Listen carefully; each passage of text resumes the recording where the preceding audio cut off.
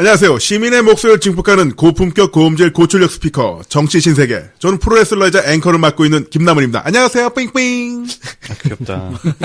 아유, 그다음 내가 해야 되잖아. 동부가 정치경제연구소 하승주입니다. 뿌잉뿌잉 왜 해야죠? 네. 뿌잉뿌잉. BBC 보도부문 대표 권순욱 기자입니다. 뽀잉뽀잉.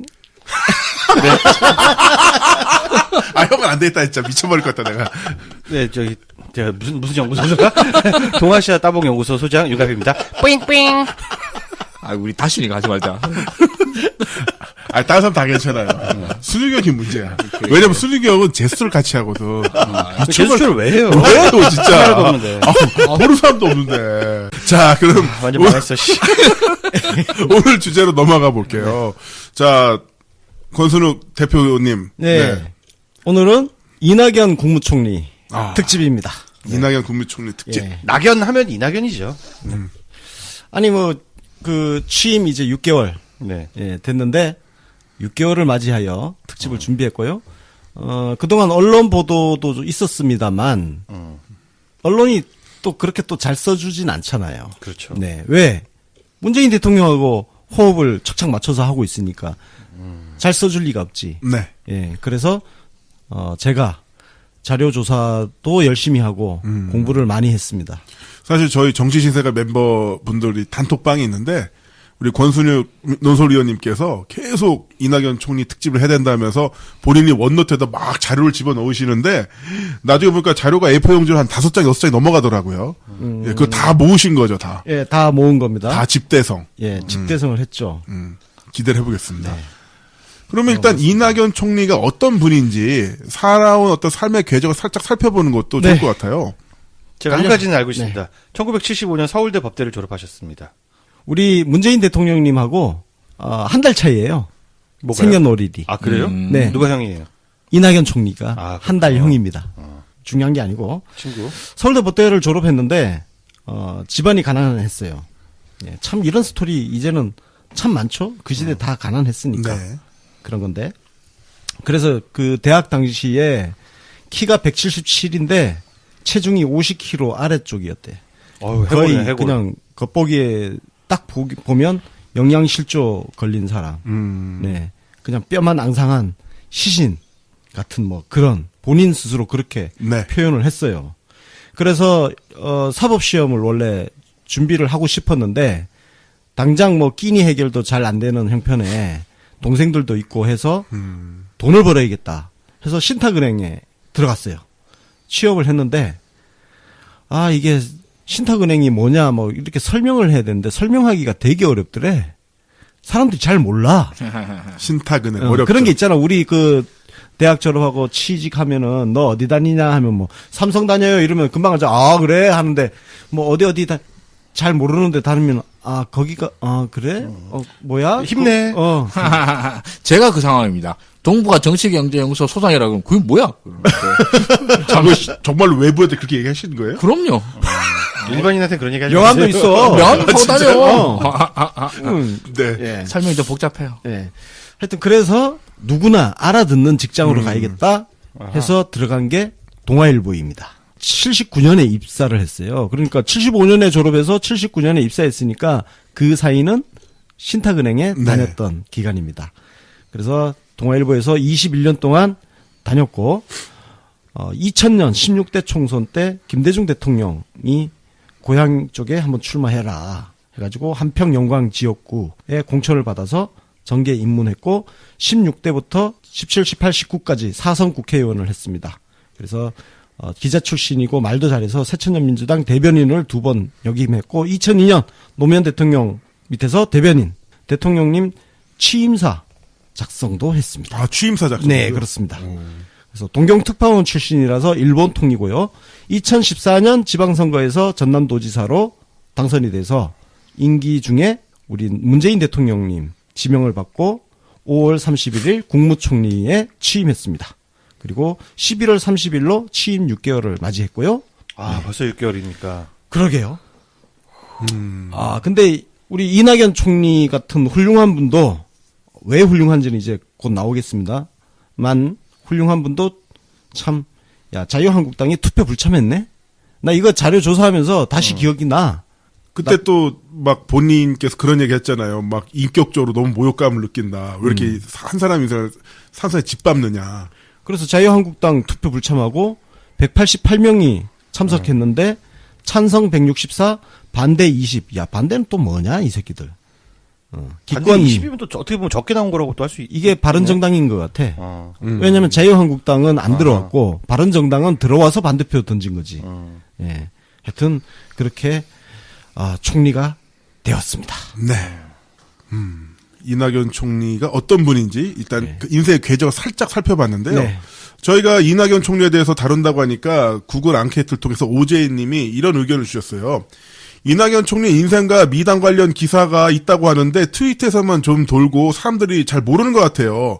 문재인 대통령님만큼이나 품격 있는 총리, 이낙연 총리에 대한 어떤 미담, 인생 많이 좀 알려주세요. 좀 많이 좀 듣게 해주세요. 이렇게 올려주셨거든요. 네, 그래서 제가 정리를 했는데요.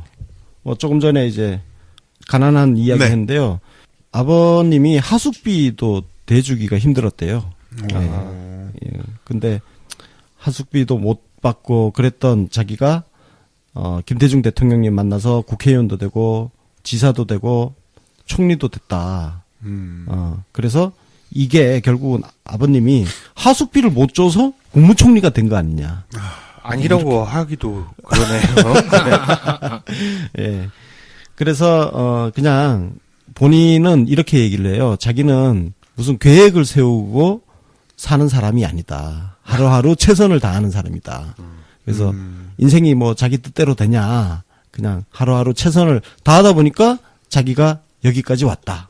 좀 긍정적인 세계관을 갖고 계신 분 같아요. 네, 그렇습니다. 그래서 그 젊은 시절에 뭐 자기가 그렇게 살았던 것도 자기 인생의 축복 아니냐. 그렇게 긍정적으로. 네. 예. 그 권수록 위원님이 정리해 주신 자료 보면은 이낙연 총리가 그런 말씀하시면서 또 어떻게 이야기를 했냐면은 제 인생의 상당 부분은 우연과 행운입니다. 신공이라 표현했던데 저는 그렇게 용의주도한 사람이 아닙니다. 근데 일정 부분 자기 삶에서 성과를 이룬 사람이 내 인생은 그 우연과 행운 때문에 이루어진 겁니다. 대부분 이렇게 이야기하는 게 쉽지가 않거든요. 겸양의 표현이죠. 네, 겸양의 표현이기도 하고 일정 부분 성과를 이룬 사람들은 계속 자기가 얼마만큼 노력했는지 자기가 얼마만큼 역경을 뚫고 나왔는지 계속 이야기를 하잖아요. 네. 그래서 요즘 그런 사람들이 욕을 먹고 있잖아요. 야, 열심히 살면 돼. 뭐 이런 그렇죠. 헛소리 떠드니까. 그 지금 우리 청년들이 열심히 안 살아서 지금 뭐 힘든 거야? 그러니까. 다 나름대로 열심히 사는데 안 되는 게 있잖아요. 그러니까 내가 지금 잘 되고 있다면 그건 정말 뭔가 축복, 우연과 행운, 축복이 있다고. 근데 그렇게 본인 스스로 그렇게 정말 인식하고 말을 한다는 거는 쉬운 일은 아니죠. 쉬운 일은 아니죠. 굉장한 자기 객관화가 필요한 거죠. 이낙연 총리는 특히 그 어머니한테 되게 감사한 마음을 갖고 계시더라고요. 요거는 뭐 이미 좀 몇몇 분들은 트위터 통해서 이게 돌더라고요. 이게 서울대 총동창신문 인터뷰에 나온 내용인데요. 네. 어머니라는 직업이 지혜로운 직업이다. 소녀가 엄마가 되는 게 감동적인 변화, 엄청난 변화 아니냐. 근데 남자는 그 경험을 못하기 때문에 죽을 때까지 철이 없는 거다. 이거 난염입니까? 매우 공감하고 있습니다. 예. 그래서 그 어머니가 굉장히 유머 감각이 있고 매사를 긍정적으로 사신대요. 그리고 무언가에 몰입하는 거, 그다음에 곱슬머리. 우리 이낙연 총리 곱슬머리잖아. 네, 그렇죠. 예. 그까지 전부 어머니를 닮았다고. 그래서 어머니한테 너무 감사하다고. 네. 그래서 자기가 그 요즘 그 표정 변화 없이 빵빵 터트리잖아요. 이낙연 네. 총리가. 엄마한테 배운 거구만. 예. 아. 그게 어머니한테 물려받은 거라고. 네. 예. 그 인터뷰라든가 그 토론회 갔을 때 그 상대방이 굉장히 공격을 하는데 자기는 가만히 있으면서 조곤조곤 이야기하는데 팩트 폭격을 하는 이런 것들이 이제 어머님부터 물려받은 유머 감각. 네, 그런 것 같아요. 그 여기 자료 보니까 그런 내용도 있네요. 그 도지사가 됐을 때 어머님이 공관 뒤 텃밭에 그 고추, 상추, 가지, 오이나무사를 지으시면서 이런 말을 했대요. 딸들한테. 내가 영광집에 가서 농사를 제대로 해볼까 싶은데 나이가 좀 어중간해서 못하겠다. 네. 이미 나이가 90이 넘으셨는데 나이가 어중간하다. 이거 충청도 스타일 유머입니다. 이런 연령대에서 이런 개그를 하신다는 게 네. 네. 물려받으신 거네. 네. 네. 그리고 이낙연 총리가 그 자신을 키운 거는 파라리 선생님이다. 이렇게 존경하는 선생님이 있다는 것도 저는 축복이라고 생각해요. 맞아요. 예. 그래서 그 국회의원 때 후원 회장님이 초등학교 6학년 때 담임 선생님이래요. 오. 좀 이례적이지 않아요? 이례적이네요. 그렇게 뭐 초등학교 때 선생님하고 그렇게 인연을 이어가는 것 자체가 신기한데요. 그러니까. 전 초등학교 선생님 이름도 기억 못하겠는데. 그러니까요. 나도. 이름은 기억난다, 나. 그래요. 전 초등학교 담임 선생님이 우리 아버지한테 300만 원 꺼서 안 갚았어요. 쳤어 그리고. 잊지 못할 사건이네요. 저는 초등학교를 다녔던 기억도 거의 안 나요. 근데 그러니까 보통 후원회장 하면 뭔가 좀 명망가이거나 지역의 유지. 아니면 재력가이거나 네. 그렇잖아요. 근데 그냥 초등학교 6학년 때 담임 선생님. 소박하시달까, 예. 인연을 소중히 여기신달까 예. 하는 느낌이네요. 자, 이렇게 이낙연 총리가 어떤 분인지, 또 이낙연 총리가 살아오면서 만들었던 그 미담까지 살펴봤는데, 네.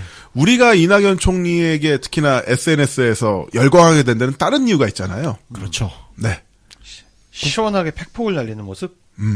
국회에서 대정부 질문에서 진짜 표정 하나 안 바뀌면서 팩트 폭격을 좀 잔인하게 했죠? 네. 그 팩트 폭격을 날리면서도 상대방 비위를 안 긁게 상대방으로 해보니까 최소한의 꼬투리마저 안 잡히는 상대방으로 화를 낼 수 없게 만드는 최적의 팩트 폭격을 보여줍니다. 뭐라고 말을 못하고 네. 그냥 벙쪄 있다가 그냥 내려가잖아. 네. 그러면서도 엄청나게 겸손한 말투를 말씀하시는데, 아유, 제가 이렇게 말하면 뭐라고 생각하실까봐 굉장히 우려됩니다만, 이런 측면도 있지 않습니까? 하하. 이렇게 나오면 정말 꼼짝을 못 하는 거예요. 자, 그러면 그 화제가 됐던 국회 대정부 질의에서 야당 국회의원들을 그 팩폭하는 장면, 소리겠죠? 한번 잠깐 들어볼까요? 오죽하면 트럼프 대통령이 아베 총리와 통화하면서 한국이 대북대화 북을 하는 거지 같다는 그런 기사가 나왔겠습니다. 김성태 의원님이 한국 대통령보다 일본 총리를 더 신뢰하고 있다고 생각하진 않습니다. 핵은 우리와 미국 사이의 문제, 남조선의 근본 입장이 바로 서지 않는 한 대화는 하나마나. 북한의 입장입니다. 이 부분에 대해서 어떻게 생각하세요? 제가 오히려 되묻고 싶은 것은요. 미국이 대화를 말하면 전략이라 하고 한국이 대화를 말하면 구걸이라 하는 그 기준은 또 무엇인지 오히려 이상합니다. 우리나라는 한국은 삼권 분립 국가가 아닙니다. 의심해져 있는 제왕적 대통령 1인제입니다. 조금 전에 우리는 삼권 분립을 체험했지 않습니까? 대통령이 지명하신 헌법재판소장 후보자가 바로 인준에 받지 못한 사태가 바로 있었지 않습니까? 삼권 분립은 살아있다고 생각합니다. 문재인 정권이야말로 최순실 국정농단의 가장 큰 수혜자입니다. 최순실 국정농단에 큰 짐을 떠안은 것을 저희들도 불행으로 생각합니다. 어떻게 수혜자일 수가 있겠습니까? KBS나 MBC에서 불공정한 보도를 한 거 혹시 기억나시거나 본 게 있습니까? 잘 안 봅니다. 꽤 오래전부터 좀 더 공정한 채널을 보고 있습니다. 야당 대표, 야당 의원들을 만나면서 정부의 정책을 구체적으로 설명하고 협력을 구하는 것이 저는 진정한 협치의 기본 자세다 이런 말씀을 드리고 싶습니다. 네. 그런데 잘 아실 겁니다. 제가 모시고 싶고 대화하고 싶어도 그것이 번번이 무산된 일이 여러 차례 있습니다. 굉장히 아쉽게 생각합니다.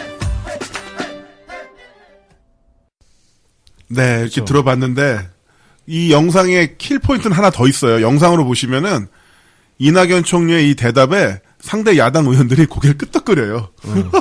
순간 헷갈린 것 같아요. 헷갈린 것 같아요. 그리고 갑자기 말문이 막혀서 벙쪄 있는 이걸 어떻게 대받아칠 수도 없고 네. 무슨 말을 해야 될지 모르는 그런 상황들. 진짜 어마어마한 드립들인데요. 네. 이런 드립이 어디서 나오냐면은 내재적 관점이라고 표현을 많이 하잖아요. 그러니까 듣는 사람 관점에서 충분히 녹이는 거잖아요. 네.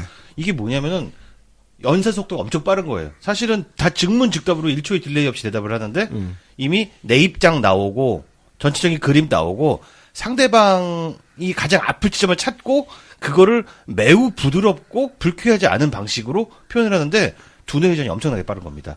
단순히 웃긴 게 아니라는 거죠. 머리가 그렇죠. 엄청 좋은 거야. 엄청 좋은 겁니다, 이게. 천재야, 천재. 네.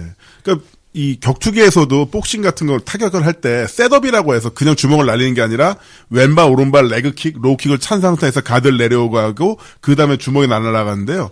지금 이 상황에서도 보면은 상대 야당 의원이 가장 듣기 싫어한 말 하지만 기분 안 나쁘게 그리고 핵심을 되돌려주는 그리고 전혀 반론을 허용하지 않는 그렇죠. 꼬투리 잡히지 않는 그러니까 고개를 끄덕끄덕거려요. 영상 보면 고개 끄덕끄덕거리고 있어요. 그 답변 하나 하는데 최소한 7, 8가지 포석이 다 깔려 있는 거예요. 네. 엄청납니다. 그리고 완전체입니다. 그쪽에서 공격해온 언어를 그대로 대받아쳐. 맞습니다. 미러링 방식을 쓰고 있죠. 그러니까 말을 못해 거기서 어버버 해버리는 거야. 그 우리가 알고 있는 토론의 달인이라고 말하는 사람이 매우 많잖아요. 근데 토론의 달인들이 우리가 생각하는 사람이 먼저 이제 김대중 대통령도 있고요.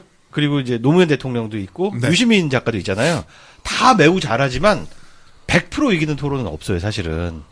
그렇지. 타율이 좋은 거지. 80%, 70%의 제압을 하는 건데 이낙연 총리가 만약에 TV 토론에 나가서 사람들하고 붙는다면 과연 이 사람을 당할 사람이 누굴까 하는 생각이 듭니다. 자, 우리 하승주 소장님께서 네. 이낙연 총리의 뭐 SNS에서 그냥 드립처럼 워낙 또 재밌으니까 우리 네네. 편이고 그러니까 재밌으니까 드립이라고 이야기를 하는데 이 드립에 대해서 비평을 하시자면 저는 이걸 보면서 한 가지 장면이 생각이 났는데 노무현 대통령이 김정일 위원장이랑 같이 남북 정상회담을 할 때 회담이 엄청 잘 됐잖아요. 그래서 김정일이 노무현 대통령에게 우리 분위기도 좋으니까 하룻밤 더 자고 가시죠. 이렇게 얘기하면 이게 정말 그 말을 들은 순간에 제가 만약 그 상황이었다면 진짜 생각이 복잡할 것 같거든요. 그러겠죠. 김정일 말 먹고 난 다음에 그럽시다 하룻밤 더 자고 가지 이렇게 얘기하면 아니 저런 경솔한 사람이라고 얘기가 될 것 같고 면전에서 그래 집 가야죠 이렇게 얘기를 하면 김정일 위원장 앞에서 이까지 분위기 좋게 만들어놨는 것 같다가 엉망으로 만들어버릴 것 같고 자 여기서 뭐라고 대답을 해야 되냐 저 같으면 진짜 말문이 턱 막혔을 것 같거든요. 그때 노무현 대통령이 했던 진짜 기가 막힌 답변이 있어요. 큰 일은 제가 결정하지만 맞다. 작은 일은 저 혼자 결정하지 못합니다. 아래 사람들이랑 얘기하고 결정을 해야 될 것 같습니다. 거기 유머가 들어있어요, 또. 유머, 패러독스가 같이 들어있어요. 그 말을 듣고 난 다음에 김정일은 하나도 기분 안 나빠 하면서 그래 맞는 말입니다. 겸소도 들어있네요. 그렇죠. 그러고 난 다음에 얘기가 저 잘 되고 있으니까 굳이 하룻밤 더 주무실 필요는 없겠네요. 라고 싹 끝이 난 거예요. 저는 그 장면을 보고 정말 노무현 대통령이라고 하는 분이 얼마나 어마어마한 분인가. 그냥 견적이 딱 나오는 거라 봤거든요. 근데 그 이후로 이런 내공을 어떤 대화나 토론에서 떠볼 수 있을까 싶었었는데 그게 이낙연 총리더라는 거죠. 네. 아하, 그렇게 볼 수 있겠네요. 그렇게 볼 수 있겠다. 자, 근데 이 묵직한 그리고 유머가 있는 물론 이낙연 총리 본인은 웃기려고 한 게 아닌데 결과적으로 엄청나게 웃겼죠. 이런 의도가 들어있는 것 같은데. 유머가 너무 강력한 무기다 보니까 15% 정도는 들어있는 거예요. 자유자재로 그걸 구사하려는 의지가 있다고 봐요. 근데 이제 이 스킬을 언론인들 우리 이낙연 총리도 언론인 출신인데 언론인들한테도 시전을 하셨네. 그래요? 관훈클럽 토론회에 가서 언론을 또 팩폭을 했습니다. 이것도 한번 우리 같이 듣고 가시죠. 언론이 즐겨 다루기에 미래지향적인 정책이라든가 이것보다는 누구를 조사한다 이런 걸 훨씬 더 즐겨 다루지 않습니까? 이명박 정부 때 벌어진 일들입니다. 그런데 국정농단 이건 댓글 사건이건 문재인 정부가 기획했던 게 아니지 않습니까? 국정농단은 작년 탄핵 이전부터 이미 드러나 있던 것이고 그 수사 과정이 아직도 진행되고 있다 이렇게 보는 것이 정당할 것이고요. 댓글 사건은 이미 몇 년 전에 조사가 됐는데 조사가 충분하지 않아서 지금 기존의 조사와 다른 증언들이 나오고 있는 것 아니겠습니까? 그런 증언들이 나오고 있는데도 그걸 덮는다 그러는 그걸 과연 정부라 할 수 있겠는가? 이걸 오히려 되묻고 싶습니다. 수많은 위법 사례들에 대해서 조사를 하고 또는 처벌을 하는데 굳이 이런 것만 덮어야 그러면 옳다고 생각합니까? 그것은 오히려 정부이기를 포기한 일이다. 저는 그렇게 생각을 합니다. 일부러 누구를 겨냥해서 기획해서 약점을 캐내거나 그런 일은 단언컨대 없습니다. 정치보복은 아닙니다. 칼 같아. 칼 같지. 칼 같은데 핵심적인 내용 다 있고 또 기자의 입장에서 본인께서도 동아일보 기자 21년 하셨잖아요. 그러니까 기자들이 어떤 의도를 갖고 너무 미래에 대한 비전이 없는 거 아니냐, 과거에만 몰두한 거 아니냐 알고 있지만은 또 그걸 되돌려 주면서도 핵심을 탁 짚어가는. 나는 이낙연 총리 말투를 배우고 싶어요. 묵직하게 자신의 그 담담한 마음을 전달하는데 과장되고 막 연기 좀 잘하고 막 오버하는 사람들 있잖아. 저요. 근데 이게 어떻게 별다른 그 수사가 있지 않은데도 이상하게 사람 꼼짝 못하게 만드네요. 그럼 우리 4명 잠깐 모두 이낙연 총리 스타일로 이야기해 볼까요? 네, 저도 말하자면은 팟캐스트를 한 지가 1년이 다 돼가죠. 네. 네. 하다 보면은 좀 말이 좀 과하게 나갈 때도 있는데 그런 것들은 좀 여러분들이 제가 미숙해서 그렇다 이해를 해주시고요. 잘한다. 제가 한 겁니다. 잘하네. 자, 하승준 소장님 한번 해보세요. 저는 3년을 했습니다. 안 된 것 같아. 미안해.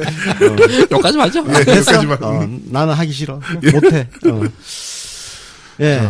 뭐 하여튼 이런 것들 때문에 우리 특히 이낙연 총리가 굉장히 지금 대중적으로 이낙연 총리 이 짤들이 그리고 영상 네. 유튜브 가면 이 영상들이 진짜 많아. 네. 다양한 사람들이 다양하게 하는데 그 조회수들이 또 장난들이 아닙니다. 그러니까 저희가 얼마 전에 다뤘던 안철수 짤의 정치학에서 이야기했지만 그 짤 때문에 흥하는 정치인이 있는가 하면 망하는 정치인이 있는데 흥하는 정치인? 네, 뭐 대표적인 사례로 들어도 될 것 같아요. 그 이낙연 총리 첫 짤이 기억나십니까? 첫 자리? 네, 맨 처음으로 나온 짤. 그 KTX 네, KTX 짤. 보조석에서 전화 받는 맞아요. 장면. 진짜 총리로 임명이 되면서 오는 기차 안에서 주변 사람들한테 방해될까 싶어서 그 시끄럽고 좁은 데에 가서 손 모으면서 전화 받는 모습이 사진으로 찍혔죠. 그 연출 아닌 것 같아요, 진짜. 그거는 그냥 일반 시민이 찍어서 네. 한 거잖아요. 네, 그건 왜냐면 그때는 기자들이 붙지도 않았으니까. 그렇죠. 예. 그냥 지명 받고 부랴부랴 서울로 올라가는 기차였단 말이에요. 근데 하도 전화가 많이 오니까 보조석에 앉아가지고 통화하시는 모습. 그러니까요. 그게 적들의 입장에서 반대편 입장에서는 아니 이거 보안 지키려고 글로 간 거겠지. 이렇게 얘기할 수도 있고 그렇잖아요. 근데 그걸 실체가 전혀 중요하지 않아요, 진짜. 우리한테 어떻게 다가오는 건데 그 다가오는 모습이 문재인 정부의 첫 인사인 이낙연 국무총리 후보자가 이런 삶의 태도를 가졌다라고 하는 게 그 첫 짤방으로 그냥 확 퍼졌지 않습니까? 사실 60대 대한민국 남자가 그 정도 성취를 이뤘는데 나 같으면 그냥 객차 안에서 난데 그러니까. 대통령님이 날 총리를 하자네 또 피곤하네. 피곤하네 진짜 정말 아니면 할 사람이 없나 봐. 이따가 9시 뉴스 봐. 내 얼굴 나올 거야. 피곤해. 한 대 때리고 거기 나 싶다. 쳐다보지 마. 사람 처음 봐. 찍지 마. 총리 처음 봐. 근데 실제로 KTX 안에서는 그 전화 통화를 바깥에서 나가서 네. 해달라는 그 안내 문구도 있어요. 근데 그걸 지키는 사람들이 별로 없어. 왜냐? 그렇죠. 전화가 오면 일단 받아야 되니까 그냥 받아서 할 거면 거기서 그냥 앉은 자리에서 다 해버린단 말이에요. 대부분. 예. 근데 그래서 바깥에 나가서 그렇게 한다는 게 쉬운 일이 아니라는 거예요. 그렇죠. 네. 그리고 또 삶의 태도가 있기 때문에 이런 짤이 나와서 네. 소셜 미디어 유튜브를 가득 채고 있다. 그렇죠. 이렇게 말씀드릴 수 있겠네요. 정말 박근혜 시절에 국무총리 한테서 과연 이런 짤들이 나올 수 있었을까? 불가능하지. 서울역 플랫폼까지 차 타고 들어오는 그러니까 이런 짤은 있죠. 황교안 그 의전 봐봐. 와. 그리고 장애인 복지센터 가서 장애인들은 계단으로 올라가게 하고 자기만 계단으로 엘리베이터 타고 올라가고 그런 짤들은 있었죠. 그렇죠. 야, 이제 시작인데. 네. 응? 미담이 넘쳐나가지고. 너무 많아가지고. 자, 그럼 이제 본격적으로 그러죠. 가봅시다. 네. 자, 그러면 이 이낙연 총리, 문재인 대통령과의 호흡은 어떻게 맞추고 있습니까? 네. 이거는 취임사를 보면 되는데요. 여러분들 취임사 읽어보신 분들은 별로 없을 겁니다. 저는 그래서 이번에 읽어봤습니다. 읽어봤는데 너무나 주옥 같은 내용이 많아가지고 핵심만 딱 4줄을 발췌를 했어요. 여기서 이낙연 총리가 강조한 말이 있습니다. 나라다운 나라, 정부다운 정부를 만들어야 된다. 그러려면 내각다운 내각이라야 한다. 내각다운 내각은 어떻게 해야 되냐? 유능해야 된다. 오, 이분이 유능함을 되게 좋아합니다. 네. 그래서 유능하지 않으면 이낙연 총리 밑에서 일하기가 힘들어요. 그다음에 소통해야 된다. 그리고 통합해야 된다. 요 세 가지 키워드를 이야기를 했고요. 어떤 일을 할 거냐? 과거의 과오를 청산하고 현재의 문제를 해결하며 미래의 과제에 대비하는 이 일에 모두 유능해야 된다. 아우, 미문이네요, 미문. 와. 그러니까 적폐청산도 잘해야 되고 유능하게 잘해야 되고 현안도 잘 풀어야 돼요. 현안도 그리고 미래 대비도 잘해야 된다. 그 키워드는 완벽하지. 유능, 소통, 통합이다. 네, 그렇습니다. 그럼 이렇게 유능을 강조하는 이낙연 총리인데 실제 업무에서도 그런 부분들이 보이고 있나요? 그렇죠. 총리가 이미 요거는 조금 알려지고 있는데 이분이 서울대 법대 출신이잖아요. 네. 그리고 진짜 머리 회전이 빨라. 그리고 너무 아는 게 많고 본인이 대변인 출신이라서 말도 잘해. 그다음에 기자 출신이라서 문장력도 탁월해. 이분이 그 데스크 할 때 수사가 많은 형용사, 부사 네. 이런 많은 거를 되게 싫어했대요. 그런 문장. 건조한 문장을 좋아하고. 그러니까 밑에서 일하는 사람들이 너무 힘든 거야. 그래서 이분이 총리 지명되고 나서 전남 노청 직원들이 되게 좋아했대요.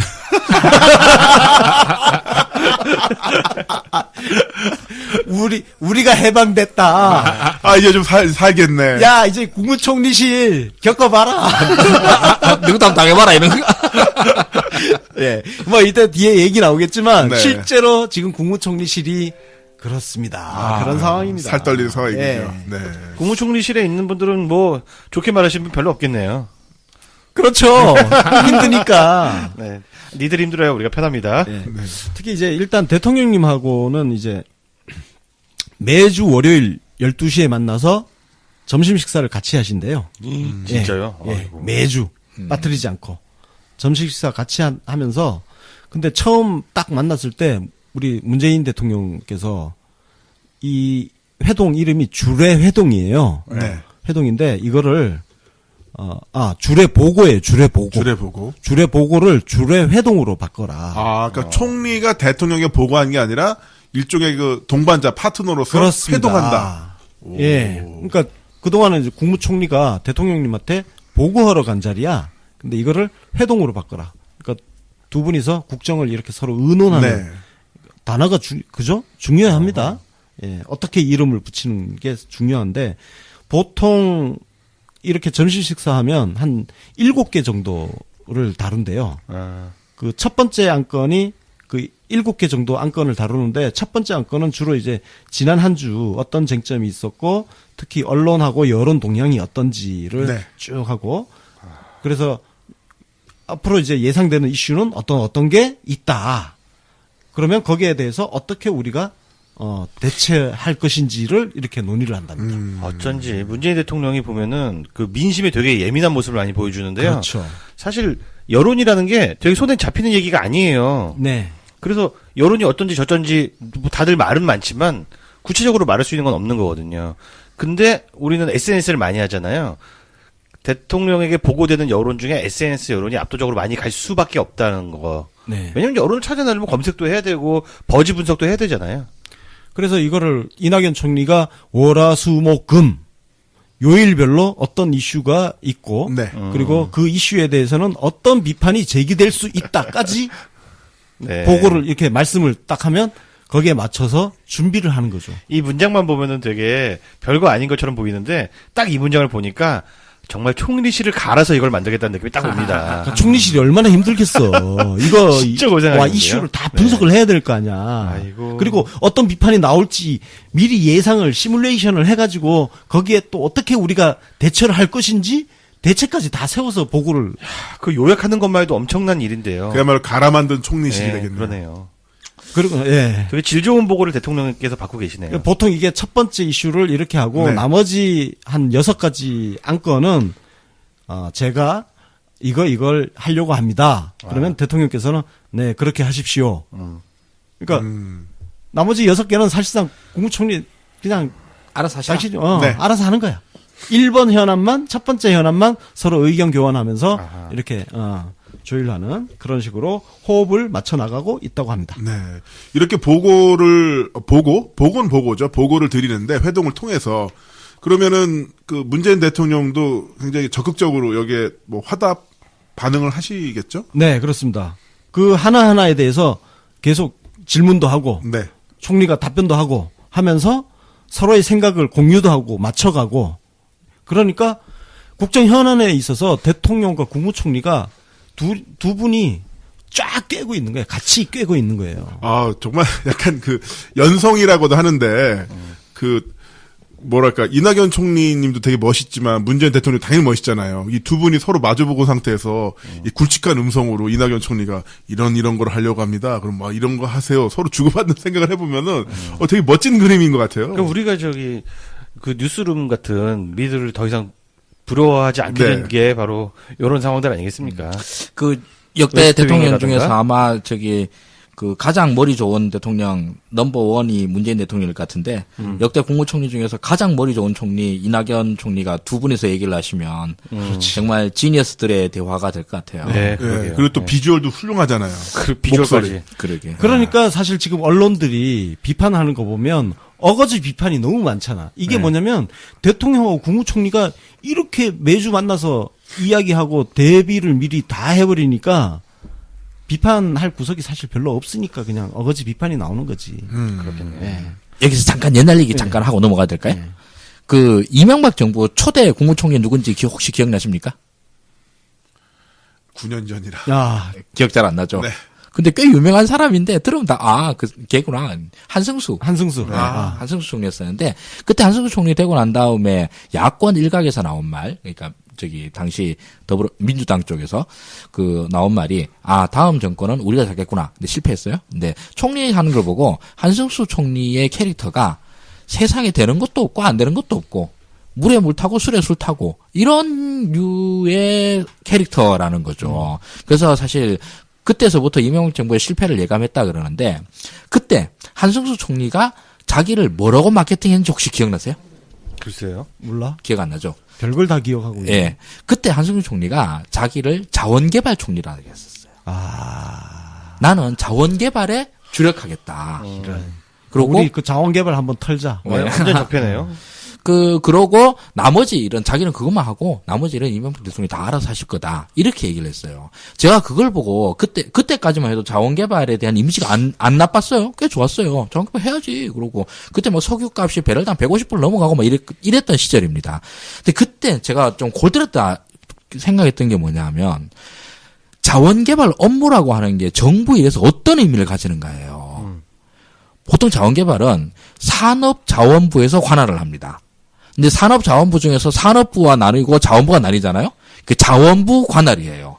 근데 자원부 관할인데 자원부는 그중에서 크게 세 개로 나뉘거든요. 그러니까 기존 에너지를 개발하는 게 있고 신재생 에너지를 만드는 게 있고 그다음에 에너지를 절약하는 게 있어요. 이렇게 세 개인데 그 자원부 세 가지 업무 중에 하나인 거예요. 그러니까 산자부 중에서도 차관 업무도 아니고 그중에 본부장 업무쯤 되는 거예요. 그걸 국무총리가 하고 앉았다? 그렇죠. 그러니까 2원 4처 18분가 17분가 이래야 되는데 이 중에 아마 20개 부처쯤 돼요. 20개 부처 중에서 부처 중에 하나가 하고 그 하나의 반이 하니까 40이 되죠. 40 중에 3분의 1이니까 120분의 1인 거예요. 정부가 하는 일에. 그러니까 한승수는 가서 저는 대한민국 정부가 하는 일 중에 120분의 1을 책임지고 나머지 120분의 119는 이명박이 할 겁니다. 라고 얘기를 한 거였어요. 제가 그걸 보고 난 다음에 저 새끼들은 정부 운영에 대한 관점이나 어떤 그 비전이라는 게 아무것도 없구나. 그러니까 이명박근혜 9년 동안 총리라는 게 다 의전이나 받고 네. 그냥 왔다 갔다 그렇죠. 하는. 딱 그거인 거예요. 그야말로 대한민국 총리가 이게 헌법상으로 보면 총리는 원래 내각제에서 쓰는 것인데 이렇게 이제 총리라고 하는 제도를 만들어 놓는 게 대통령제가 좀 안 맞다 이런 얘기도 하고 그러는데 안 맞기 때문에 대통령이 힘을 안 실어주면은 완전 동네 건달이 돼요. 허수아비지 그냥. 예. 허수아비. 그리고 박근혜 대통령 당시에 그 총리는 너무너무 유명하죠. 너무너무 유명한데 그 이름 얘기하라면 또 아무도 얘기 못해. 정홍원. 맞아. 와, 이제는 맞추시네. 왜냐면 그걸로 유명해서. 네버랜딩 총리로 유명한. 멍 때리는 걸로 유명한 총리라서. 아무것도 한 거 없는데. 나 또 오로지 총리야. 이러면서. 강제로 총리를 계속 하게 됐던. 네, 말씀하신 게 맞는 게 왜 사단장이 있으면 부사단장이 있잖아요. 네네. 연대장이 있으면 부연대장이 있잖아요. 그럼 넘버 2처럼 보이지만 실제로는 거의 아무것도 안 합니다. 그렇죠. 네. 그래서 대통령 그 독재 정권에서의 총리라는 게 사실은 그 이명박이나 박근혜 같은 경우는 비즈니스 대통령이잖아요. 자기 비즈니스 하려고 만든 거기 때문에 즉 그게 권력이에요. 그러니까 적폐, 비리 이런 것들이 권력이기 때문에 권력 분점은 주로 자기 측근들, 비선들하고 많이 꾸미기 그렇죠? 때문에 네. 총리는 오히려 정보를 알면 안 돼. 그렇지. 멀어야 돼, 좀. 허수아비를 세워놔야 되는 거야. 그러니까 총리가 할 일이 없으니까 의전으로 시간을 많이 채우고 자기 허영심 채우는데 시간을 할애하게 되는 거죠. 이게 사실 그 허수아비 총리하고 비슷한 게 미국이 부통령이 있잖아. 그 부통령이 사실 하는 일이 진짜 없거든. 그래서 존재감이 별로 없고. 그러니까 행사 뛰러 다니는 거, 대독하러 다니는 거죠. 그 측면에서 우리 이낙연 총리가 책임 총리에 대해서 이렇게 말씀을 하셨어요. 보통 뭐 책임 총리 하면은 힘센 총리를 연상하거나 대통령하고 간혹 맞짱을 뜨는 그런 총리를 연상하는 분들이 많은데 아, 이거 누구 생각나네. 제 할 일을 하고 책임 있게 정부를 끌어가는 그런 총리를 책임 총리라고 하지 않겠는가? 자기가 정의하는 이낙연 총리가 정의하는 책임 총리는 그런 거고 실제로 지금 그렇게 일을 하고 있습니다. 네. 그 앞서 이야기했던 그 자원개발 총리, 허수아비 총리와는 완전히 다른 모습인데. 네, 자원개발에도 있으니까 다행이다, 그 사람은. 대부분의 총리, 이명박근혜 시절의 총리들은 대부분 일이 없었어요. 네. 의전 총리. 네. 실제로 한승수 총리가 자원개발 안 했어요. 그것도 안 그것도 했어요. 뺏겼구나. 최경환이 했잖아. 네, 그게 노른자인데. 말고 걔 누구냐? 그때 최경환이 아니고 이상득 비서관 했던 애게. 네. 박준영인가? 박준영 맞아. 네. 박준영 다 했죠. 네. 자, 그럼 그 이낙연 책임 총리, 총리가 생각하는 대통령과 총리의 그 국정 운영 관계에 대한 어떤 방향 이런 것도 좀 있을 것 같아요. 네, 이거는 이게 좀 그냥 좀 재미없는 얘기인데요. 네. 그냥 대통령 할 일이 있고 국무총리가 할 일이 있고, 그래서 국무총리는 실무를 잘 챙기는 그런 거고 특히. 그 부분에 있어서는 최종 책임자가 총리다. 그러니까 그게 책임 총리죠. 그러니까 같은 얘기예요. 원론적인 얘기 이야기를 하는데도 사람이 다르니까 굉장히 곱게 잘 들리네요. 네. 중요한 거는 그렇게 최종적인 책임이 총리한테 있다라는 말을 할 수 있는 것 자체가 이미 지난 9년하고 완전 다른 거예요. 지난 9년 동안 어느 총리가 최종적인 책임이 자기한테 있다고 말을 할 수 있었겠냐고. 도저히 할 수 없었지.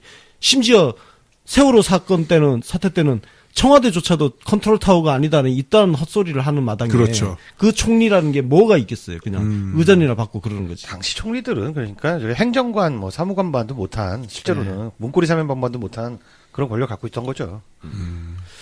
아니 조금 전에 우리 그 하 소장이 문재인 대통령하고 이낙연 총리 조합을 지니어스의 대화로 얘기해서 노무현 대통령하고 이해찬 총리가 좀 떠올라. 네. 요거 비교를 좀 하면 좋을 것 같아요. 저는 이렇게 비교를 할 수 있을 것 같은데 노무현 이해찬 조합은 강강 조합입니다. 강강 조합이고 문재인 이낙연 조합은 유유 조합입니다. 그러니까 자기랑 서로 보완되는 어포짓 어트랙션을 갖고 있는 사람들을 선택하는 게 아니라 자기랑 결이 비슷한 사람들을 선택하시게 된 것 같아요. 노무현 대통령이나 문재인 대통령이나 그런 것 같고요. 또 좀 다른 점이 있다면 노무현 대통령과 이해찬 총리 같은 경우에는 일을 아예 분바이를 합니다. 그렇죠. 그래서 나는 주로 외교 국방을 많이 하고 당신 이만큼 맡으쇼. 퉁 줘버리는. 그러니까 믿고서 신뢰하에서 권력을 퉁 잘라서 가위로 자르듯이 주는 그런 형태가 노무현 이해찬 조합이었다면은 문재인 이낙연 조합은 앞에 말씀을 들어보면은 하나하나 컨센서스를 중시하고 같이 풀어나가는 것 같아요. 그런 느낌이 좀 듭니다. 그래요. 강강이라는 게 진짜 노무현 대통령도 그냥 정면 돌파형이고 그렇습니다. 이해찬 총리도 정면 돌파형. 그게 못지않아. 본진 폭파의 진짜 재능이죠. 버럭 총리 아니야, 네. 버럭 총리. 네. 그 예전에 총리일 때 그 홍준표랑 붙은 것도 대단했었고요. 네. 근데 문재인 이낙연 조합은 완전 외유 내강형이야. 두 분 다. 네, 맞습니다. 스타일이. 두 분 다 강하긴 한데 겉모습은 굉장히 유하죠. 그러니까 그 본진 폭파도 네. 강하게 그냥 뚫고 가서 막 본진 폭파하는 게 아니라 쟤네들이 폭파 당하는지를 몰라. 나중에 보면 폭파 당했어. 갔다 오고 나면 그리고 공격 받았었는데 그 공격 받은 걸 그대로 이렇게 돌려줘. 맞아. 돌려주고 살짝 밀어. 근데 이게 내 앞에서 터지네 이렇게 되고 이제 이해찬 총리 같은 경우는 그냥 같이 들이박는. 저는 그렇다고 해도 사람이라는 게 여러 가지 속성이 있다고 생각해요. 문재인 대통령도 화 잘 내시는 분입니다, 사실. 강한 면모가 있으신 분이고 이낙연 총리도 그런 속성이 있을 거라고 생각했는데 왜 이 시기에 유유조합인가를 생각해 봤어요. 그게 뭐냐면은 적폐청산할 게 너무 많은 정부입니다. 싸울 일이 정말 많은데 그걸 일일이 싸우고 저쪽 자존심을 상하게 하고 트러블을 만들면은 적폐청산하는데 진도가 더뎌질 수밖에 없어요. 그래서 법대로 다 하되 불필요하게 정치적인 정쟁을 만들지 않는 스타일들로 두 사람이 서로 합의 이렇게 맞는 게 아닌가 하는 생각도 들게 됩니다. 굉장히 날카로운 지적 같으세요. 저는 이게 일종의 그 정반합의라고 생각을 하는 게 노무현, 이해찬 이 두 분의 조합은 또 그 시대에 필요했던 그렇습니다. 네. 필요했던 조합 아니냐. 예. 그러니까 그 시대 지금 문재인, 이낙연 두 분의 조합을 그 시대에 갖다 놨을 때 과연 지금 같은 성과를 냈을 것이냐라는 네. 부분은 좀 또 다를 수 있다는 거예요. 그렇습니다. 예. 지금은 야당이 저끼리 싸우느라 좀 바빠가지고. 또 그냥 우리가 네. 같이 들이받을 필요가 없네. 에이, 뭐 불타는 지옥도에서 살고 있는 애들이라 가지고. 그때는 저쪽이 워낙 화력이 세고 강한 기득권이 그러고. 강고했기 때문에 우리가 정말 세게 부딪히지 않으면 네. 균열을 내기 힘든. 아, 저도 딱 그 그래서 균열의 단어를 생각했어요. 노무현, 네. 이해찬 이 두 분의 조합이 그 시대를 온몸으로 그 기존의 강고한 그 기득권의 벽에다가 들이박으면서 금을 내놨다. 그럴 수밖에 없었던 상황이었던 것 같아요. 우리 편의 분열도 어마어마했었고, 당시. 예. 그러니까 실존적인 그 존재 자체를 지키기 위한 네. 싸움이 많이 필요했던 상황이었던 거죠. 그렇습니다. 그래서 아니 이 시대가 네. 결국 그 이런 조합들을 만들어내는 거 아닌가 그런 생각도 들어요. 참여정부 시절에는 방어하기 위해서 공격적일 수밖에 없었고 지금은 문재인 이낙연 조합은 공격하기 위해서 방어적일 수밖에 없는 네. 그런 상태로 봐도 될 것 같아요. 그렇습니다. 그렇게 해서 굉장히 잘 운영이 되고 있는 것 같은데 그 이낙연 총리의 리더십 뭐 또 이제 국무총리실은 어떤 일을 하고 있는지 이런 부분에서 궁금해하는 분들도 좀 계시더라고요. 네, 요거 제가 약간 서머리처럼 한번 쭉 한번 읊어드릴게요. 특히 이거 정말 소신 있는 건데요. 이때 국정감사 준비 과정에서 장관들한테 이렇게 부탁을 합니다. 첫째, 소관 업무를 국회의원들보다 더 소상히 아셔야 합니다. 오씨, 아, 무섭다 이거. 무서워. 둘째, 잘못은 시인 사과하고 재발 방지책을 제시해 주십시오. 좋다. 인정할 거 인정하라는 거잖아. 네. 셋째, 잘못이 아닌데도 정치 공세를 받는 경우에는 문제의 진실과 정부의 입장을 당당하게 밝혀서 국민의 오해가 없도록 해주시기 바랍니다. 와, 아까 말씀하셨을 때 총리실 그 총리 후보대 KTX 올라가실 때 전남도에서 만세를 부렸다고 했잖아요. 네. 이거 보니까 정말 밑에 그 일하시는 분들은 아예 갈렸겠는데요. 믹서기로 윙. 저도 그 이미지가 떠올랐습니다. 네. 장관들도 빡신 거예요. 네. 그러니까 이명박근혜 근현당 장관들은 국무총리가 뭐 눈에 들어와? 그냥 저 대통령이나 저 청와대 그 수석 비서관들 신기나 잘 맞추면 되는 문고리를. 그런 사람들이었잖아. 근데 지금 우리 장관들은 정말 총리하고도 빡세게 일을 해야 되는 상황인 거예요. 그러게요. 진짜 내각인 거죠. 호랑이보다 무서운 네. 총리네요. 자, 공무원들한테도 이렇게 얘기했어. 국정감사할 때 공무원들한테 국정감사장에 동원하는 공무원 숫자를 줄여 주십시오. 야, 그 볼썽사납고 비효율적이다. 심하게 말하면 부처의 역량 부족을 드러내는 것이다. 우르르 몰고 와가지고 우르르 가지 마라. 쓸데없이. 그러니까 준비 잘하면 소수정예로 장관이 사전에 준비 잘하고 그다음에 핵심 몇 명만 가도 충분히 가서 답변 잘하고 올 수 있어야지. 왜 우르르 다 가가지고 하나하나 답변할 때마다 장관이 잘 모르면 그렇게 해야 되거든. 네.